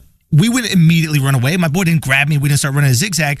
Our reaction was stop, put hands up, because that's the culture of guns that we're used to. So what I'm trying to say is, I'm actually making an excuse for people who have grown up around gun violence, whose natural inclination is to run even when a cop pulls a gun. I'm saying that their experience with guns, regardless of who pulls it out, is that they're to be used. So it's not necessarily some asshole dude that's running from the cops because he's a fucking dickhead or he has priors. It's some guy who's trying to survive because that's been his experience in his life. Absolutely right. Listen, I had a sensei. That's one of my greatest mentors, Dr. Robert Evans. I remember one time he walked up on me, like, because that's what he would do sometimes, just surprise us. Yeah. He walked up on me like, boom, what's up? And I'm like, what's up? And he was like, what'd you do wrong? He said, I said, nothing. He said, you're dead. I said, what'd you do wrong? I said, what'd I do wrong? He's like, you're not paying attention. He said, what am I doing? And I'm just looking. I said, you're nothing. What am I doing? He said, what am I doing? You just standing there with your hands in your pockets. He said, exactly. Motherfucker walk up on you and they got their motherfucking hands in their pockets. That's letting me know that you got something in your motherfucking pocket that you plan to use. That's the truth to the matter. Because if somebody walks up on you with their hands free, then you can at least see what's in their hands. Sure. If somebody walks up on you and they want to do some danger, why you got your hands in your pockets? But you're preparing. Like, that's just training. You're preparing for danger. I haven't had to prepare for danger. Paige hasn't had to prepare for white danger. Privilege. I think it's more of like an economic privilege. No, I don't think Jaden Smith has ever had to prepare for danger. I don't think any middle-class black kid has ever had to prepare for... You can say that, but then you can think about the guys in New York, the guy in the suit that'll just walk up on you and shoot you because he's mad about getting fired from his motherfucking job on Wall Street. Shit happened 2 years ago in New York. Yeah, maybe, but he's more likely to just kill himself. And look, that's not saying I haven't been robbed before. I have been robbed before, and I have had these kind of experiences, but all I'm saying is the overwhelming experience I've had with guns is to put them up. All I'm saying is... if a motherfucker pulls a gun on you, to anybody listening, if they're not a cop, and nowadays even if they are a cop, you better try to get the fuck away. No, don't. That person. That's the opposite. Walter Scott ran away, got shot in the back. So tell me about this Envy. Envy shit is crazy. What happened? Envy came in the other morning, and all of a sudden he's all for the stop and frisk policy. And he was like, "Yo, man, we got to get some of these guns off the streets." I know they say, and I'm trying to explain to him, stop and frisk wasn't even really that effective. The federal government deemed it unconstitutional because 90% of the people who were stopped and frisked were blacks and Hispanics here in New York, so they got rid of it. And he was like, "Nah, we got to get some of these guns off the streets." Now, mind you, I knew the story. I really just found out about it this weekend. I didn't know that he was going to come in being all for the stop and frisk policy after seeing Donald Trump speak at the fucking debate. But he told me about the story this weekend. So, he's leaving the club the other night. He's driving his Rolls Royce. He's leaving the club. He's on the way to the station. Somebody comes up behind him, throws on the blue lights. He pulls over, but then he looks again, and this is training. His father's a cop. He looks and he realizes that the lights are just blue. I guess in New Jersey and New York, it's the mixture of blue and red. Jesus. So a lot of people would have made that mistake. So he drives off. When he drives off, the car hits him in the back. Boom. He's hold up. He was like, maybe it's the police, maybe it's not the police. But maybe I've heard of them hitting you in the back, maybe not. So he keeps going. Hits him again, so he realizes, this ain't the police. So he's going through the tow. When he goes through the tow, the car tries to motherfucking get in front of him. Car gets in front of him, car starts shooting. So he backs up. So his Rolls Royce gets shot up 4 fucking times. You know what I'm saying? So it's just like, why? Who the fuck knows?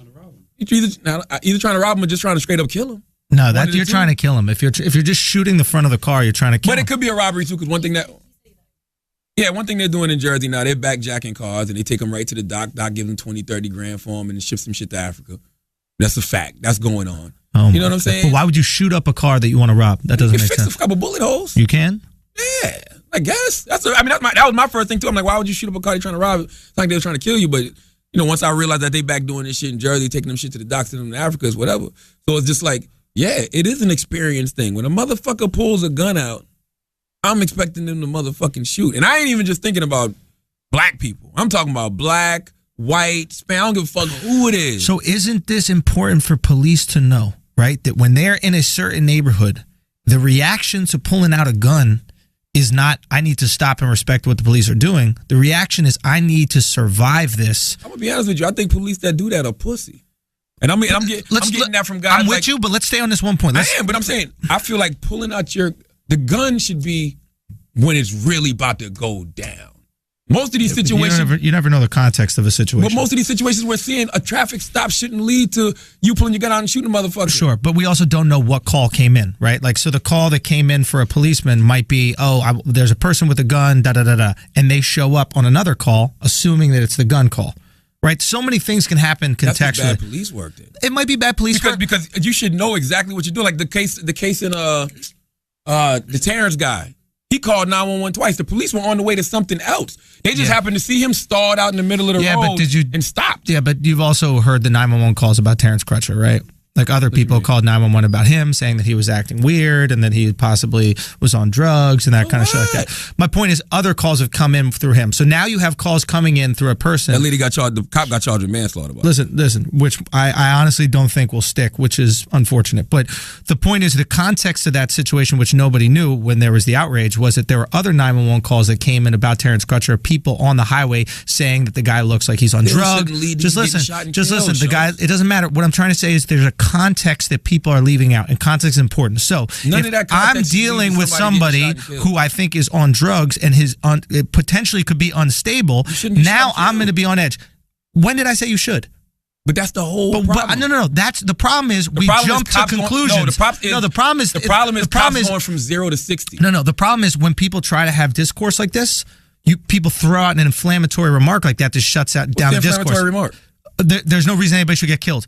Nobody's saying he should get killed. When you throw out a soundbite like that, you stop the discussion. Right now, we're talking about the potential. So you do realize that's the issue. The issue is that he got shot and killed, and he shouldn't be dead right now. What I'm trying to say to you is, what we're talking about is what this policeman was thinking going into the situation, and if what they were thinking gives them a better rationale for their behavior than we had before. We all agree. We all agree that we want to save lives, right? But if everybody in that situation, let's say, for example, was called on 911 and said, hey, this person I think has a gun and he's acting irrationally, he might be on drugs. But see, now you just threw out an inflammatory remark. Nobody said he had a gun. But you understand. Are we talking about this specific situation? I'm talking hypothetical. I'm talking hypothetical, right? Okay. Hypothetical. Let's say that that's what the cops are thinking going into the situation. Even let's deal with the actual situation, because this is a good one. Okay, fine. This is a great one. Yeah. Terrence gets called. Even if somebody called and said he's acting erratic, he's in the middle of the highway, whatever. Yeah.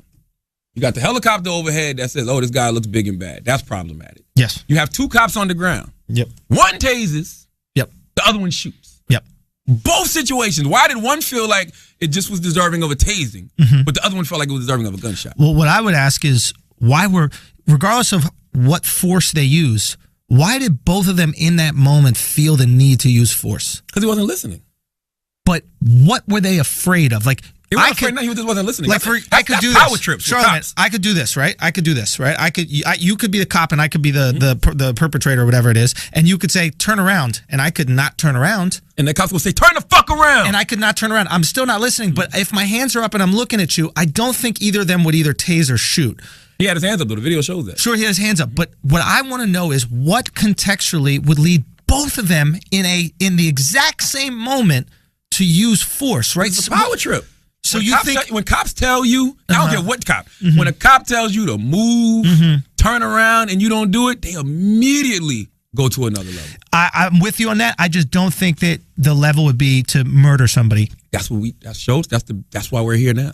Yeah, that's why we're having these conversations in America. But here's another perfect example. When we set expectations for being arrested, right, we can eliminate these situations. If there is a clear and cut etiquette for that man on how to get arrested and deal with the cops, if he knew the exact etiquette and protocol and he followed that to a T, and that lady still shot him, send her to jail for murder. Fuck manslaughter, murder. I'm with you on that, but I just don't know what it would be because we see so many different examples. You can go back to Oscar Grant. Oscar Grant was in handcuffs on his stomach. And the guy told him, stop moving. And the guy pulled out his fucking gun, shot him in the back. He's dead. And then the cop goes, oh, shit, I thought it was my taser.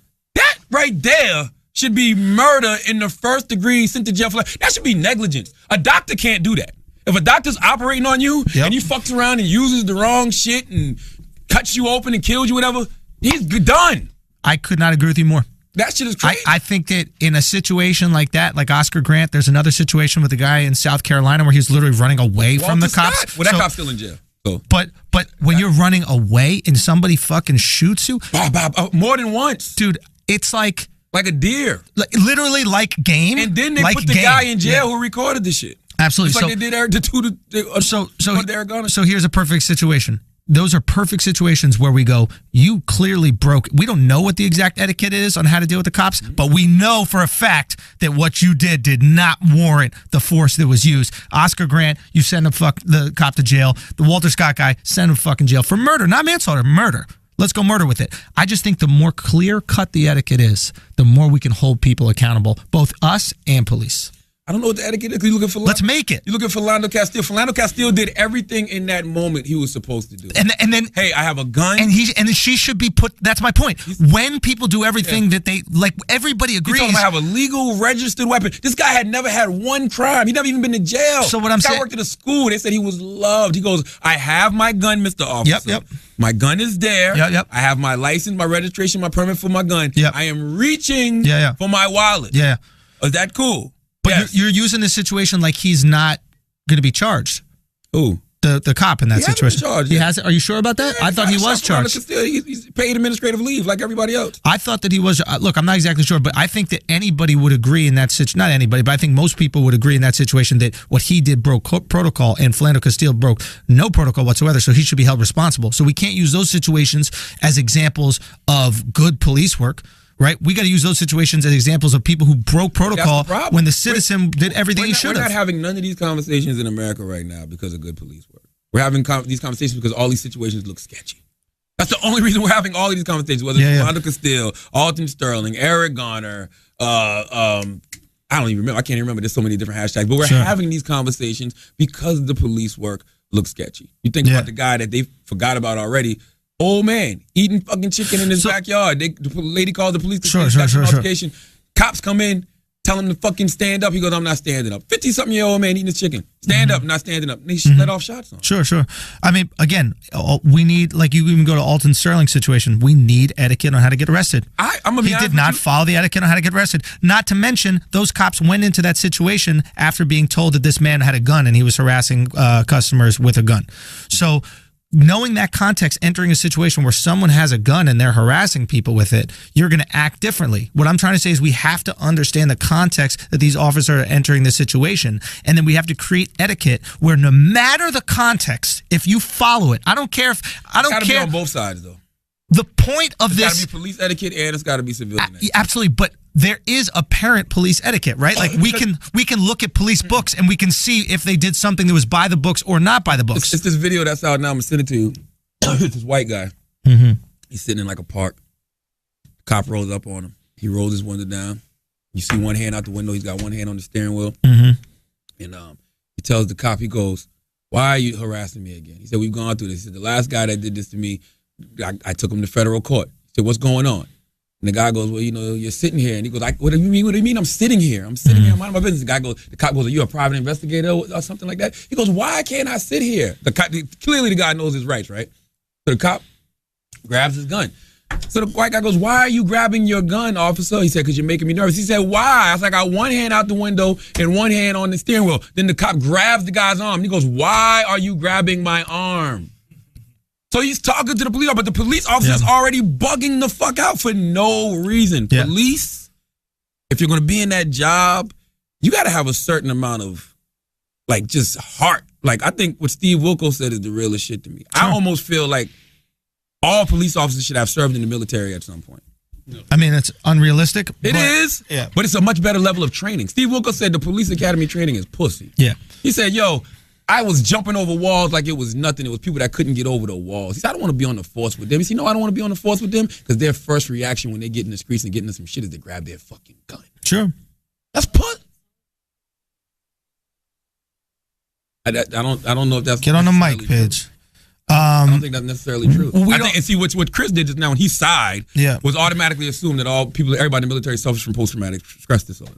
Which is not the case at all. Exactly, I know that. But and if that is the case, then you know what? We need to start giving kids in the hood the benefit of the doubt as well, because they suffer from post-traumatic stress disorder. So when they see a gun, they think that this motherfucker's trying to kill me. I would argue that the answer isn't to get people from the military. I would argue part of the answer is to actually make policing a job that gets paid well, and you're going to increase the talent pool that you're pulling from. I mean, we don't pay these guys shit. Who else do you think you're going to get? That's a dumbass, half-Jewish answer. No, it's not. Yes, it is, man. What are you talking about? You know why, Chris? 35. How much? You didn't say nothing about training. You said paid well. That's just like, I know teachers right now, right? Okay, yeah. Let's use teachers another great example of that. My mom's a school teacher. I know teachers right now who love what they do. Right. And they wish they got paid more money, but they still go in there every day and they do their best job. If you go in there half-ass, and your excuse for being half-assed because you're not getting paid well, you're just not good at what the fuck you do, and you just don't love that job.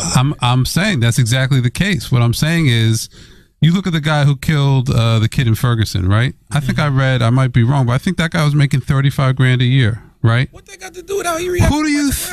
But the point is, the quality of the people you're pulling from is going to be poor. Okay, so it's the same problem we have in New York City. Now they've opened it up. They'll take anybody for a cop. Okay, so here's the thing when it comes to payment. I disagree with you. I agree with Charlamagne. I think when it comes to payment, you have to pay cops or anybody in a power position enough where they can't take bribes. Right, True. That's what payment comes to. If you're not paying cops enough, they're going to get their money somewhere. It might be from a drug dealer going, hey, look the other way when we do this shit, etc. Don't put them in a position where they have to be crooked to survive, right? Like they say in New Orleans, they got the most crooked cops in America, and in New Orleans, they pay the cops fucking nothing down there. But when it comes to teaching or when it comes to being a police officer, you want people that are doing this because they, one, want to teach kids and help kids, and one, want to keep a community safe and police a community, not because they're trying to get $75,000 a year the easiest way. Because I think that might even make the pool worse, if you ask me. No, if you're paying cops $150,000 a year, right? Chris, in what world Do you think we can pay? If we got a world where you can fucking a city can write off building a fucking stadium and the company doesn't have to, if you don't have to pay $300 million and get a tax break for Barclays Center, there's plenty of funds. No, there's not. Chris, people aren't becoming cops for money. $150,000 a year. Because they want to protect and serve the community. Like they truly love what they do. I got a cousin right now. Some. A lot of doing it because it's a job. I got a cousin right now who's a cop who doesn't want to be a cop anymore because he said he don't love it anymore. Well, that's good. Kente? No, it was not Kente. But he just doesn't feel like he loves it anymore. That's a difference. Like you already know the pay is shitty as a cop. So there's no way you're coming into it for any other reason other than you want to be a police officer. Like growing up, that was one of the things that they plugged in our head. Police, firefighter, that was the shit. Yep. I don't agree. The best cops probably become cops because they want to become cops. I think a lot of them become cops. In any job, government job. No. In any job, there's going to be people that are good or bad, and then people are in the middle. And that's like anything. If you're paying more, the quality of the people goes up. We don't make this a priority as our country. We don't give a fuck about. I think it should be better training, man. And better training. Because it's only 6 months of training. And then they put you on the beat with a motherfucking pistol. And put you in communities that you have no idea about, where there's so many different cultural differences, so many different cultural divides. Sure. Well, it should be community policing for sure. Yeah. Look, that's not good. I'm with you on the training. I don't think. Why would anybody disagree with that? That's what I don't understand. When people go, I think cops should be trained better, and people go, why? That only makes it better for cops. Doctors have to go to school for 16 years. Yeah, and they save people. Literally. You can't just do surgery on a motherfucker. Yeah. We got to start treating the police officers in that manner. Yo, by the way, we would respect them more. If we knew that they had that level of training, like cops had to go for 4 years, 8 years, you wouldn't be like, fuck you, I make more money than you. You 6-month piece of shit, training for 6 months. You would just, huh? Should go to school for 10 years. Cops should go to school for 10 years. Listen, I don't disagree with that, bro. No. Because you know why? Because it's a level of maturity, too. It's a level of maturity. Because you graduate high school 18. No. By 28, you're a cop. No. You got a different level of maturity, It's unrealistic. It's unrealistic to go to school for 10 years. But lawyers do it. Doctors do it. Yeah, but they get a lot of money when they're getting out of it, so you can't. Okay, so you pay them during school? Is that what you're saying? No, that goes to Chris's point. If you want to give them that kind of pay, then let them get that kind of schooling. I'm with that. To be that kind of police I'm with that. I feel like as a cop, wouldn't you want more training? Like, wouldn't you want the opportunity to be better at your job and be the best you could possibly be at your job? And wouldn't you respect the people for wanting the best of you? Yeah. I don't understand why anybody is against this training aspect. I just think that this is such a multifaceted issue, and that we get so caught up in just this one not minute part, but we get one part of it. We're like, oh, this issue is going to totally stop if we just change the way police are. When it's not exactly the case. There's many things that we need to change in the system. There's a bunch of different variables. Yeah. I mean, listen, I don't have any problem with police having more training. I've been saying it over and over, and I'll keep saying it. One of the biggest things police need to know is their environment. Yeah. Talk to different races. That's it. If anybody's gonna talk, get on the mic. Greg, nobody can fucking hear shit. I know the one time you too, Paige. The one time in about 3 weeks, Christ. Greg is actually making sense. He's not on the mic. I know he's actually listening. This is shocking. Tell him, Greg. I think they need to know what it's like moving in different neighborhoods, how to talk to different races. Yep. Sure. Even Chinese neighborhoods, Chinese black neighborhoods, Middle Eastern neighborhoods. Yep. There's a lot of crime and stupid prejudice, not knowing what's going on when you don't know how to talk to different people. Their language, what makes them laugh. People are real sneaky, real shady. What makes them what ticks them, what doesn't tick them. It's important. Stop approaching people based off the stereotypes of people. Sure. That's what the fuck is going on. Yep. And I just feel like, we need to take some of these police officers and put them in the communities that they're policing. Before they hit the beat with a gun. Put them in the community, let them get to know these people that are there. What's going on? I'm gonna be a police officer in this area. From the beginning, from Mike Brown, we said on this very podcast, this would have never happened if Darren knew Mike. Even if Darren knew Mike's father. Your mom. Your mom? Either one. Mike, I'm gonna call your mom if you don't get the fuck out the street. How many times mama done gave me some of this goddamn peach cobbler? Mike, get the fuck out the street. Your mom making that peach cobbler tonight? Exactly. I'm coming over. You should have to live in the neighborhood you police for at least a few years. I believe that because then you'll actually know what's going on in the neighborhood. Yeah. You'll actually know somebody who shouldn't be in the neighborhood. Yeah. You'll see somebody and you go, listen, I see you messing with this guy. I know this guy because I've grown up with him and I've seen him for a long time. This license plate is from somewhere else. What is going on here? It's my cousin. He's visiting me. Okay, that's cool. Just checking. Just checking. That's when that whole profiling thing is cool because you know the neighborhood. Profiling is good when you know the culture. And you know what's out of place in the community. Of course. Like, what's that car here? Yeah. Why is that car from Florida coming here every month? That's it. What's going on with this What's up, Florida yo? car? Where you from? Who you here to see? Oh, okay. Yeah, well, Daryl's not here. Daryl's actually visiting his aunt in Jamaica, so why are you here to see How do you know Daryl? Daryl's out of town? You saw him on the gram posting pictures of Jamaica. Interesting. He's taking the house. Can I search your car? Yeah, let me look and see. What you got these black gloves in this mask for? Exactly. That's the type of shit that happens when you know the community. So, I mean, look, it's again multifaceted issue, but and it needs to be addressed. And it needs to be each facet needs to be addressed for us to actually exact change. All right, let's pay these bills and come back and talk about some rap nigga shit, and then get the fuck out of here. All right, thanks again to Bevel for sponsoring this week's episode of Brilliant Idiots. Don't let anybody tell you different. Bevel is the first and only shaving designed for people with coarse, curly hair and sensitive skin. Bevel is dermatologist approved and proven to prevent and reduce razor bumps. We know that these companies with multi-blade razors are trying to convince you that having 20 blades is going to give you the closest shave possible, but somehow you still wind up with a face full of razor bumps. Not a good look. Not a good look at all, okay? The Bevel razor uses a single blade which cuts hair above the skin, not beneath. Why would you want to go underneath, okay? You have the blessings of avoiding those painful ingrown hairs when the hair's already grown out of the skin a little bit. Designed, formed from the ground up to give you a smooth, bump-free shave. Bevel's end-to-end shaving system includes a pre-shave oil, badger brush, safety razor, blades, shaving cream, and a cooling, restoring balm. That's right. Salute Delano Fitness, who tweeted us to say wanting to give Bevel a go but can't find a referral code anywhere. Did they stop the program? Nothing stopped Lano. This is all you got to do. Go to getbevel.com and use promo code IDIOTS to get 20% off the first month for your Bevel subscription. That's GETBEVEL.com, promo code IDIOTS. Don't be dumb when it comes to your skin. Start shaving smarter today with Bevel.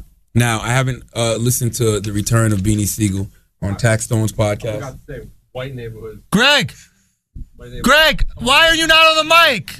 You're on every single episode of the show. What'd you say, Greg? I forgot to say white neighborhoods too. The way white people laugh at things, the way white people duck like pain and joy in life is like creepy as fuck. So it's like there's like cultural, real. there's cultural shit going on. Yeah, no, yeah. he's real. He's making a good point. A cop that doesn't power trip on that culture. It's like you really need time to like see that like ting in what's going on, what people are like trying to duck hell. Yo, by the way, Greg, I love how you threw a little Jamaican in there. You was like that ting. That little ting. That ting that's going on. Okay.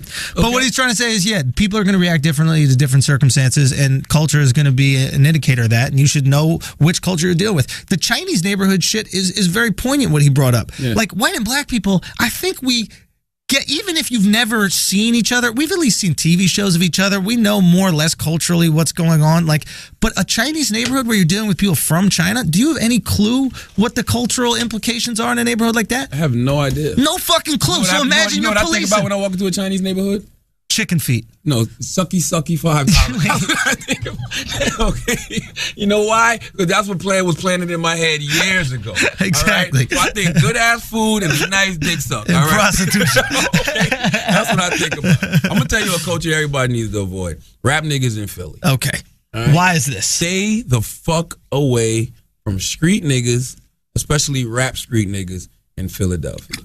Telling you right now. Okay. All right. Salute to my guy AR Rab. Salute to Dark Low, the OBGH. I love those brothers. As far as my man Trent said is shady. As far as I know, those guys are sturdy. Mm-hmm. All right. Everybody else, I can't co-sign for them. Now, you were talking about this earlier. Explain what you're trying to say. Because all I hear them brothers do in Philly is 1 week they're showing love to each other and it's Philly united. They'll do what? They'll go up to somebody. Yeah, they'll be talking about each other with such love and admiration. Yeah. And then the next week, they motherfucking hate each other. Okay. And not only do they hate each other, it's like they'll show love in public to one in the situation with the Beanie Siegel, Meek Mill, what Game thing. Game disses Meek Mill. Meek goes, grabs Beanie, Melly, and they do a diss record to Game. And then Beanie, calls Game, according to Game, on the Breakfast Club and apologizes and says he was only in the studio to write records for Melly. And then a few days later, one of Meek Mill's people is punching Beanie Siegel at the freaking backstage at the Bad Boy concert and knocking him unconscious. Now Beanie, which I haven't heard yet, I only saw a clip. Now he's on Taxstone podcast talking shit about Meek. I'm like, yo, none of this shit was ever real. If y'all just don't fuck with each other, just don't fuck with each other. Just don't pretend to fuck with each other when it's convenient. And the thing that I hate about Philly rap niggas, because this is my observation. It seems like they're only loyal based off the opportunities that are being presented to them at the time. So the money. If you're presenting them an opportunity at this moment, they loyal to you. So break this down, because when you explained it before, I got it. But you're basically saying that, like, somebody, if I'm a security guard, or I'm like a goon or whatever, somebody's goon, and I'm being paid X amount of dollars to protect this guy over here. Yeah. I might walk up to you and go, look, I'm being paid to protect him, but if you pay me a little bit more, if I could beat him up. I'm holding Meek down now, but let AR-Ab or somebody blow all the way the fuck up. Yeah. Seems to me like they'll just go switch sides and start rolling with AR. Some of these dudes, you think some of these dudes didn't used to roll with Cassidy? So they're when groupies. Cassidy was the man in Philly? I don't think they're groupies. I just think that their loyalty is based off who is providing them an opportunity at the time. That's why I shout out AR-Ab and Dark Load them, because I feel like when I see them, they're always with the same crew. It's always the same core group of people. You know what I mean? Like, they don't seem to fuck with everybody else in that Philly community. And now I understand why. I see why. Those niggas ain't to be trusted. All right? I'm telling you that. I'm trying not to use the N-word, but I can't think of no other way to say it. Those guys are not to be trusted. Meek's people, you think? Man, I'm Meek's people, Beanie them. Like, I've been hearing, like, you know, I salute those, you know, I don't know him, but I hear him, you know, I didn't even know that State Property wasn't even getting along the whole time they was together back in the day. Like, that shit is mind-boggling. Why can't Philly get along? I don't fucking know. But the city of brotherly love. Listen, I'm telling everybody out there listening, if they can't get along with each other, what the fuck makes you think they're going to get along with you? All right? So you better think about that shit when you bringing these Philly street niggas into your circle. All right? Fuck. And I haven't heard Beanie on Taxstone podcast yet, but I can't wait to hear how he explained getting punched and laid out. Okay? Because last time I checked, he was a real nigga. And I'm going to tell you something else. And I don't want to put this kind of energy out there. Somebody got to get hurt for punching Beanie Siegel, bro. Okay. Because that's Beanie fucking Siegel. Black Lives Matter. Yeah, that's true, but I didn't say die, I didn't say hurt. Because I don't believe in hip-hop no more. If Beanie Siegel gets punched and there's no consequences and repercussions, I'm letting you know that shit. Charlamagne, pump the brakes. Man, Black Lives Matter. I'm with you. But we just spoke about killing black people. When we went to go see... 5 minutes ago, we were talking about killing black people. When we was with Rihanna hanging out that night, what made that club so hood, other than the fact it wasn't even a club, it was just like a building with a bunch of people. What was the one thing in that club that made us be like, holy shit, where the fuck are we right now? Beanie Siegel was in that motherfucker. Okay, not even a VIP. Not even a VIP. It wasn't a club. It was some type of warehouse we went in. They came in. They locked the door. It was no couches, no nothing. It was just mad licking weed. And I looked around. I go, holy shit, is that Beanie Siegel? Schultz goes, no. I'm like, that's Beanie fucking Siegel. I'm like, yo, this is some dangerous shit we might be in right now. Rihanna's really the realest motherfucker. So I'm saying, when I put that with the great music Beanie's put out, I believe Beanie. Oh, Beanie can rap. I believe Mac when he talks about having that goddamn Mac and all. I believe Mac. All right? So with that shit that I saw in the club that night, the Boondocks episode where Riley Freeman and his crew kept asking what would Beanie Siegel do when these motherfuckers had a candy bar company that was like an illegal drug ring and they was fucking niggas up. Okay. I can't believe I live in a world where I saw Beanie Siegel get punched in Philadelphia and laid out. So somebody's got to get killed. I ain't say killed. See, you go with your inflammatory comments. What are you talking about? I said something got to happen. What? Somebody's got to what? Start another candy bar company? Somebody got to get pinched. There got to be some violence. Something got to fucking... a titty twister? Something got to happen. I don't believe in hip-hop no more. Stop promoting this shit, dude. I got a lot of shit. No, I need you to stop promoting it. You know what you're promoting. I got a lot of shit. I think it was last week when the Game Meek Mill and Sean Kingston beef started. I said Game Meek Mill, Sean Kingston. Black Lives Matter, remember, ? Right? And people gave me a lot of fucking shit. How you going to compare this, that, the other? And people kept hitting me with this bullshit. Hey, this is just rap beef. This is just entertainment. Nobody gets hurt. Stop trying to equate these two things, right? Two things people don't understand about rap beef. A lot of times well, first of all, we know rappers do die. But a lot of times it's not the rappers that die.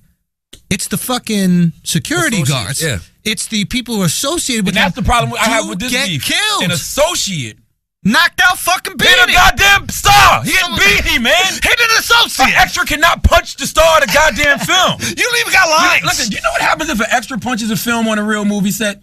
Oh, forget it. It's over. And this guy will never ever be anything but that extra in that clip. And they're going to edit him out of that.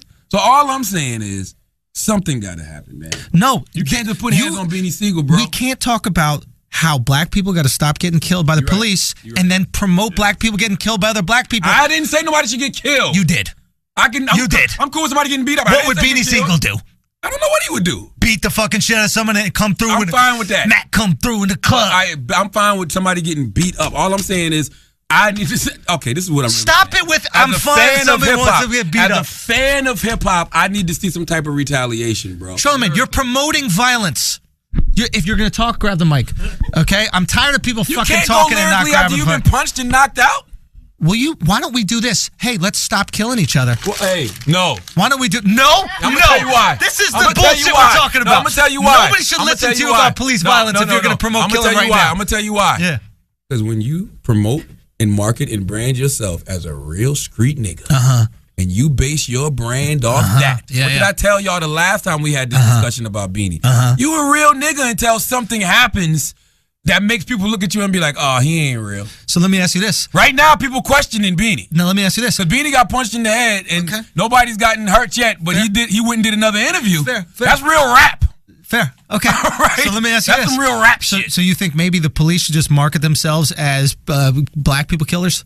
Would you respect that more? What do you mean? Well, you respect these rappers if they talk about how they're a street killer? Nobody killing nobody yet.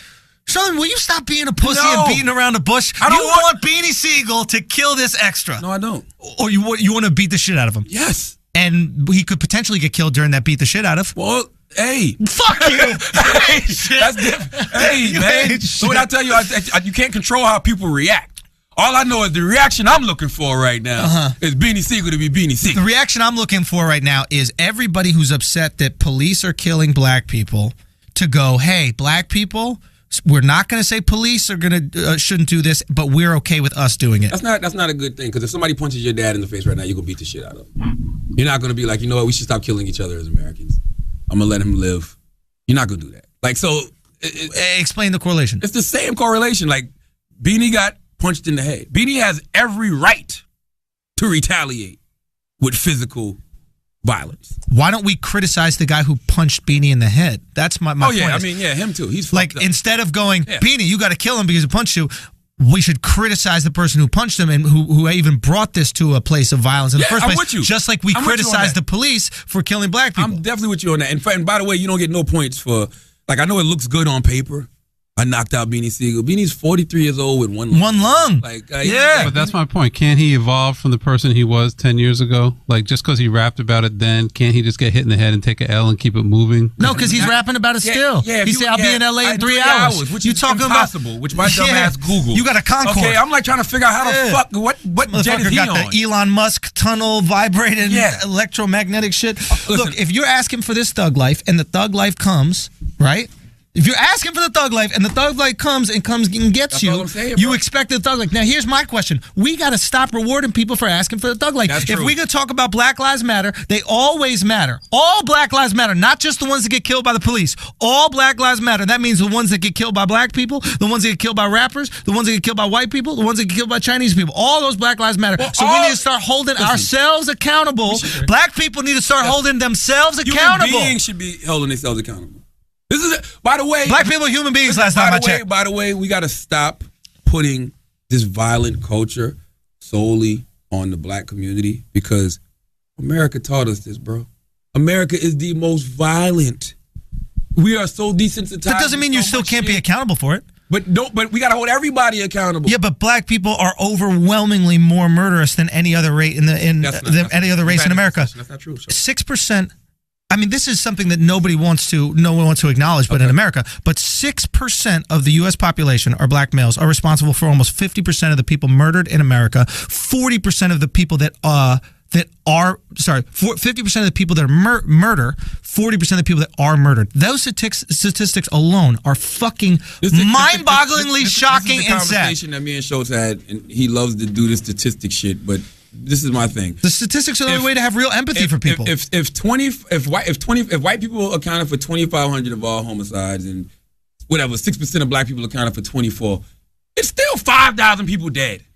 And white people are killing them, and black people are killing them too. No, that doesn't make a difference to me. No, I know it doesn't make a difference to you because now we're getting back into statistics where you get. But it don't. Like that don't mean black people are more inherently violent. Like that's what I think you're trying to say. But no, I'm not saying they're more inherently violent. I don't think there's anything that is inherently violent about anything more inherently violent about any race than any other race. But I think there's white people killed a lot of people. Bro. Sure. But I mean, fuck the serial killers. I'm talking about across the world. From the Native Americans, the slavery, white people have killed a lot of people. Yeah, I mean, so have black people, so have Asians, so have everybody in the world. I don't know if killed as much as y'all.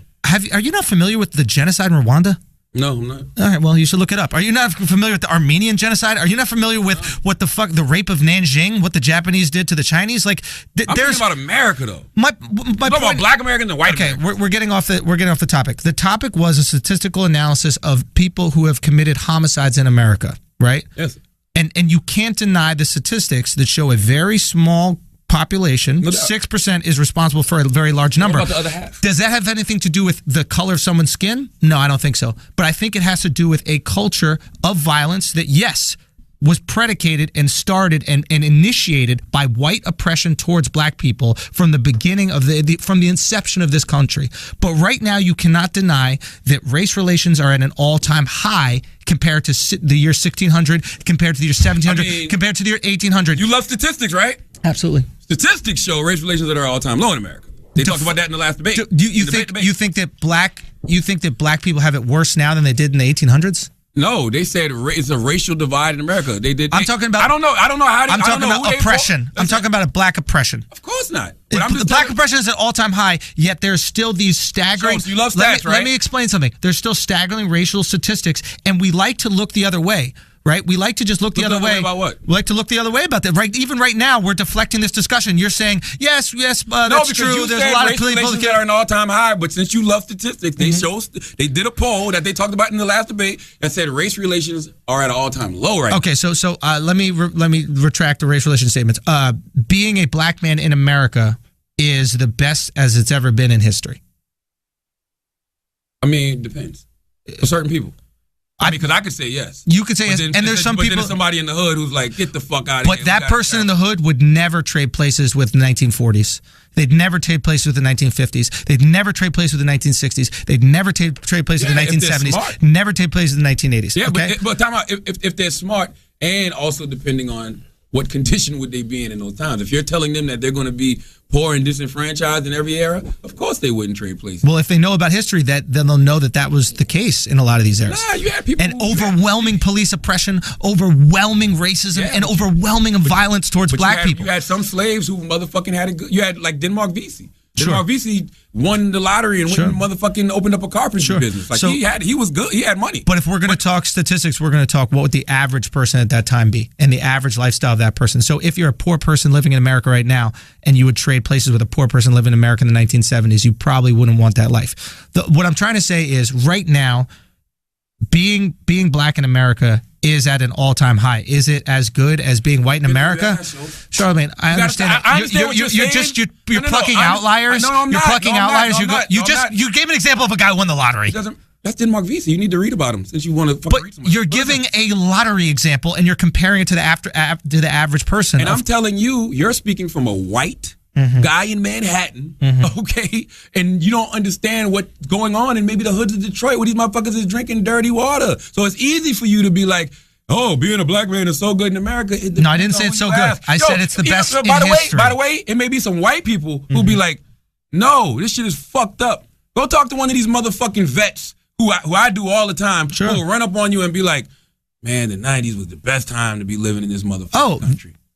Like, the 80s was the best time. Like, it depends. Like, I would argue that we're probably living in the worst time in history to be a white male. No. Being a white male back in the day was the shit.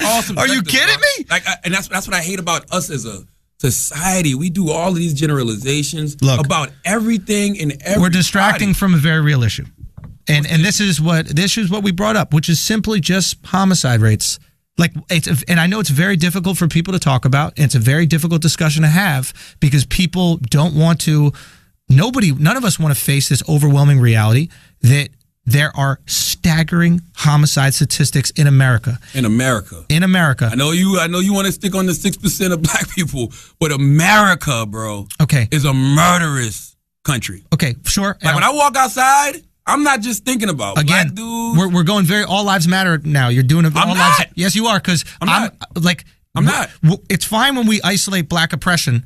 But when we isolate black crime, everybody gets all lives matter. When we go, black people are oppressed. No. Let me just finish. I never liked to isolate black oppression. Let me just finish. Why? Because I am an American. Let me just finish. When we go, hey, black people are getting treated by the police, and then some people go, well, other people are getting treated by police. Everybody goes, well, why are you being all lives matter? Let's just focus on the issue. Yes, okay. So now we're going to talk about a staggering homicide statistic for just black people, and you're going, well, no, there's a lot of everybody's killing. You're doing the all lives matter argument. Why? Because the only way to bring down that staggering statistic for black Americans is to bring it down for all of America. Because number one is clearly guns.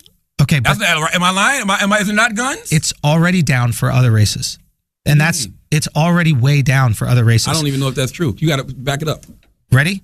6% is responsible for 50% of the murders. So that means the other 50% of the murders are divided between white people, Chinese people, Indians, we don't know Muslims, Native Americans. We don't know. Chris, remember that thing where they said... What do you mean you don't know if it's true? I just told you. Yeah. Remember that thing on the census where they say certain people were being accounted for as African Americans, but they weren't necessarily like black? You don't remember that? No. Talking to the mic if you're going to talk. I do not remember it. It was something about just people being marked as white and black, not even just black, but white and black people. Depends. Like some people would mark white if they were like Indian something, or mark black if they were. I think Latino. I think Latino. It's like you're white Latino. You consider yourself black Latino. Something, that kind of something to that effect. So that's sure. what it was. I think. Look, here's all I'm saying about this is this. In my view, as an American, when I see a statistic like that, I don't go, "Oh, that's black people. I don't have to think about that."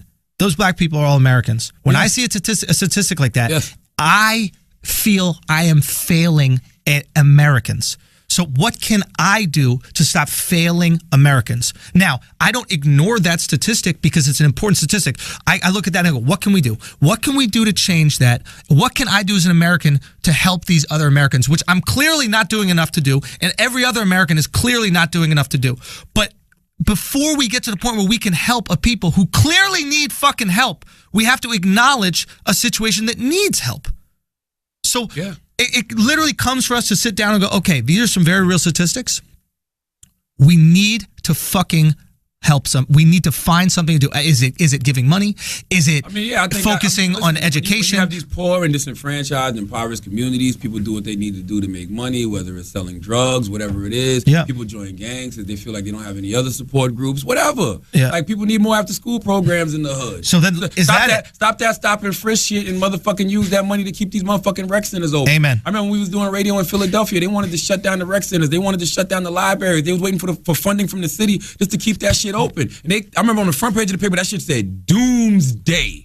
Because the city knew that if they didn't get this motherfucking funding to keep these rec centers and these libraries open, these kids who are already prone to motherfucking gravitate towards the street would definitely gravitate towards the street. Man, now they came on my show that morning to announce we got the funding. Woo. We escaped the motherfucker. They were relieved. So yes, that's what you need to do in any motherfucking impoverished community, whether it's the fucking trailer park, whether it's the fucking ghetto, whether it's the motherfucking projects. Yes, these kids need more things to motherfucking do. Because you have parents that are working 2 jobs to put food on the table for their kids. That's the other thing too. Parents. You said parents. Most of these kids are from single family single parent home. And if you have a single parent that's working 2 jobs to put food on your table for a kid, and that kid has to go home and he's by himself, of course maybe he's going to hang out in the neighborhood a little bit. And then you take away his after-school programs. You take away his sports teams. You take away art programs, his music programs after the school. You take away these things that would occupy his time while his father or mother is at work.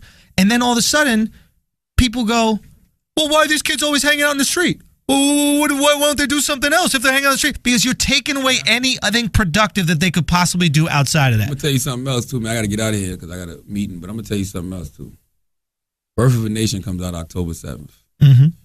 If 6% of black males are responsible for half the murders in America, you better hope black people don't flip out and start killing you motherfucking white people, and they just get fed up because y'all are gonna be fucked up. Because if 6%, you know how great you gotta be to only make up 6% of a population and kill half of it?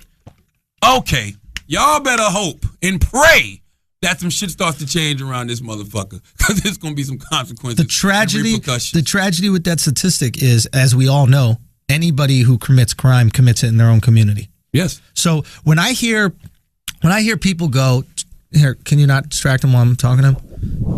Charlamagne. Damn. Charlamagne. South Carolina school shooting. 2 children. Chris, in the middle of a conversation, you're a producer. This is America's problem. Can I just see something? That's America's problem. I know, but it's just very bad. Yeah, you dismiss it. He's No. I'm dismissing his incredibly horrible production etiquette, which is in the middle of a conversation, just give a distracting thing. And I want to bring it up in one saying, but my point about this is everybody knows that crime is committed intra-racially, meaning like it happens within the race. When white people commit crime, they do it to other white people. Mm-hmm. When black people commit crime, they do it to other black people. The idea that a white person should be afraid of a black person because black people commit crime is silly, because they don't commit crime to white people. Listen, I told you this on the phone the other day. Black people are scared to death of white people. That's why you can see a brother with you see Floyd Mayweather with all his big black security guards. Yeah. And you be like, yeah, fuck you, Floyd. T.I. still swung at Floyd. T.I. still swung on Floyd. Left Floyd would have been sitting there with 2 white dudes in suits. Well, good. T.I. would have been wouldn't have thought about it. You know why? Because T.I. would have thought about his probation officer that looks like that. Them guys. You know what I'm saying? T.I. would have thought about that white judge. He thought, I'm serious. T.I. would have looked at him, is Floyd getting arrested? Listen, I promise you, I just had a conversation with 2 dudes this weekend. Yeah. I was in Vegas at the iHeart Music Festival. 2 security guards been holding down this one rapper, and they was complaining to me about all these rappers going to get white corporate boys. That's what they said. That was their exact words, white corporate boys. And I said, because they not scared of y'all big neck niggas. Nobody's scared. Nobody's scared of y'all diesel ass niggas. You know how many people try me with wax? Yeah. But that's just a big nigga. Yeah. And not just. You need to get you a Greg. Oh, I mean, get you. By the way, when shit first started happening to me in front of the iHeart building, and iHeart got me the white dude in the suit who could legally carry. Nope, never had no problems. Really? You get waxed with his skinny jeans and nobody ever said, "Charlamagne, you ugly." They wouldn't even scream that shit. I'm walking with white motherfuckers like, "Yo, you ugly, yo." This true story. We walking. This is about a couple months ago. We walking. Dude was like, Charlamagne, you mad ugly in person, because they know I don't like that shit, right? So I go, I hit him with my usual line, what nigga's cute to you? Right? I love it. So Wax looks at him, the guy goes, what you looking at? You ugly too. So Wax goes, who the fuck you talking to? And starts approaching the guy. Guy goes, yo, my bad, you cute. You cute. No, he didn't say that. So the moral of the story is, when I'm walking with the white man in the suit, people don't even think to say, Charlamagne, you ugly. They don't even try me. You know why? Because that's that slave master superiority complex that was implemented in black people. Scared the motherfucking death of the goddamn white man. Won't put hands on a white man for anything but to kill your own brother for shit. For 0 to nothing. You know what? It's I think everybody might be just afraid of the things they're not comfortable with. White people ain't black people. I'm not gonna go that far as to say white people aren't afraid of black people. I just the MTV building the other day. It's me, Wax, Dolly, and Essence. And you know how you're coming out the MTV building and it's got the revolving doors. A lot of people going to revolving doors. So we was going to the side emergency doors. So we all go to the side emergency doors. I hear something behind me say, "Go, what the fuck? Go." So I turn around. The guy's literally shooing us. Little white dude who's chewing us like, "Go, motherfuckers!" So I'm thinking he must know Dolly them. He might know me. He's just joking around. And the guy goes, "The fuck, y'all can't see I'm in a rush." No, he didn't. And I'm like, so Dolly and Essence start cursing the motherfucker out. Wax is right there too. But I'm saying all that to say, ain't no white people scared of no black people. Fuck out of here. I don't believe that shit. Look, I just don't believe that shit. Look, all I know is that oh, let me get another one. This is my last one. Yeah. I'm in the bank. Yeah. Not even my bank. I don't bank at Chase. I'm in the bank putting some money in the motherfucking bank for somebody else. It's about 5 o'clock, bank about to close. There's a lady in front of me. Wasn't even white. She was like white Mexican, probably one of those white Latinos. Okay. She looked whitish, but then she looked Latino, right? So she's standing in the counter. I'm literally behind her. I'm just looking at my phone, texting. And I see a guy come up to her, a white guy, and I hear her go, "Why is he so close to me?" I ain't paying no attention. I'm thinking I swear I'm thinking she's talking to dudes. I'm still texting. She turns around and looked, "Why are you so close to me?" No, to you. Yes. So I look behind me and I'm like, and I swear to God, this is how I know I'm starting to be affected by what's going on in the media. I said, "Who the fuck you talking to?" And she goes, "Why are you so close to me? You're making me nervous." I said, "If I was white, would I make you nervous?" No. And she just did so. Then one of the ladies comes over and goes, calm down, relax, whatever. And she goes, "Oh, why do you have to be so close to me?" I said, "Bitch, I don't want your money." So then I yell loud as fuck, "I'm depositing $5,000. All right? It's all the little petty shit you had in your hand. Your little $300 cash, your little bullshit check. I'm depositing $5,000 for somebody else, mind you. Not even my motherfucking money. And you're worried about, I'm not even thinking about you. Right? But then this how it goes. This how it comes back. Start to throw money with an old lady. This how it comes back to jumping out the window and having things planted in your head. The lady comes to me that works there and she goes, look. She comes in here all the time. She's fucking nutty. Yeah. We fucking hate her. She's out her fucking mind. I promise you it has nothing to do with you. Yeah. That's just who she is. Yeah. Right? So I'm like, all right, cool. But just the audacity of her to feel like she could do that. Yeah. Well, I'm not, we're in line. I'm not behind you. I'm like, I'm supposed to be behind you as a line. Yeah. Like, I don't fucking know. When I hear the story, I know exactly the type of lady this is. You just know. Like, I deal with this lady all the time. Yeah, it's a type of fucking old lady. Yeah. She wasn't even old though. Oh, really? Maybe 40-something. Yeah, but they get crazy. They don't have any kids. They lose their fucking mind. All I'm trying to say, just getting back to this one moment where we all need to have a little more compassion for like what people are going through. People a lot of times I think break out these like black crime statistics, and a lot of times non-black people break them out, and they do it as a kind of way of like pointing a finger, like get your shit together, right? And I think what people need to realize, have a little more compassion, is the people most affected by black on black crime are the black people in the black community. Mm-hmm. They're aware. You're aware of what's obviously going on here, right? So when you hear a statistic, I think it's less pointing a finger and it's more of like, all right, what are we not doing here? It would work better if the people pointing the fingers would hold themselves accountable as well. When you start admitting things like systemic racism, when you start admitting things like oppression that has caused these people to be in these colors, when you start saying, the police aren't doing a great job, they are targeting minorities. It seems clearly. Like when you can start holding yourself accountable, then you can point the finger. But not even point the finger. Like, why? How could you say a statistic like that, right, and not do anything? Like, that's what bothers me the most, right? Is like when I read that statistic, my initial reaction is, okay, what can we do? Right? Because that statistic reflects all of us, right? What can we do to fix this situation here? If you're saying the statistic with a point of the finger, you're an asshole. Because it shows a lack of compassion for a fellow American. And you're not holding yourself accountable for the system that was in place that caused a lot of these people to be in a position regardless of a system. It's like when Haiti has a problem, we texted fucking Yele, didn't we? We sent our $10 text.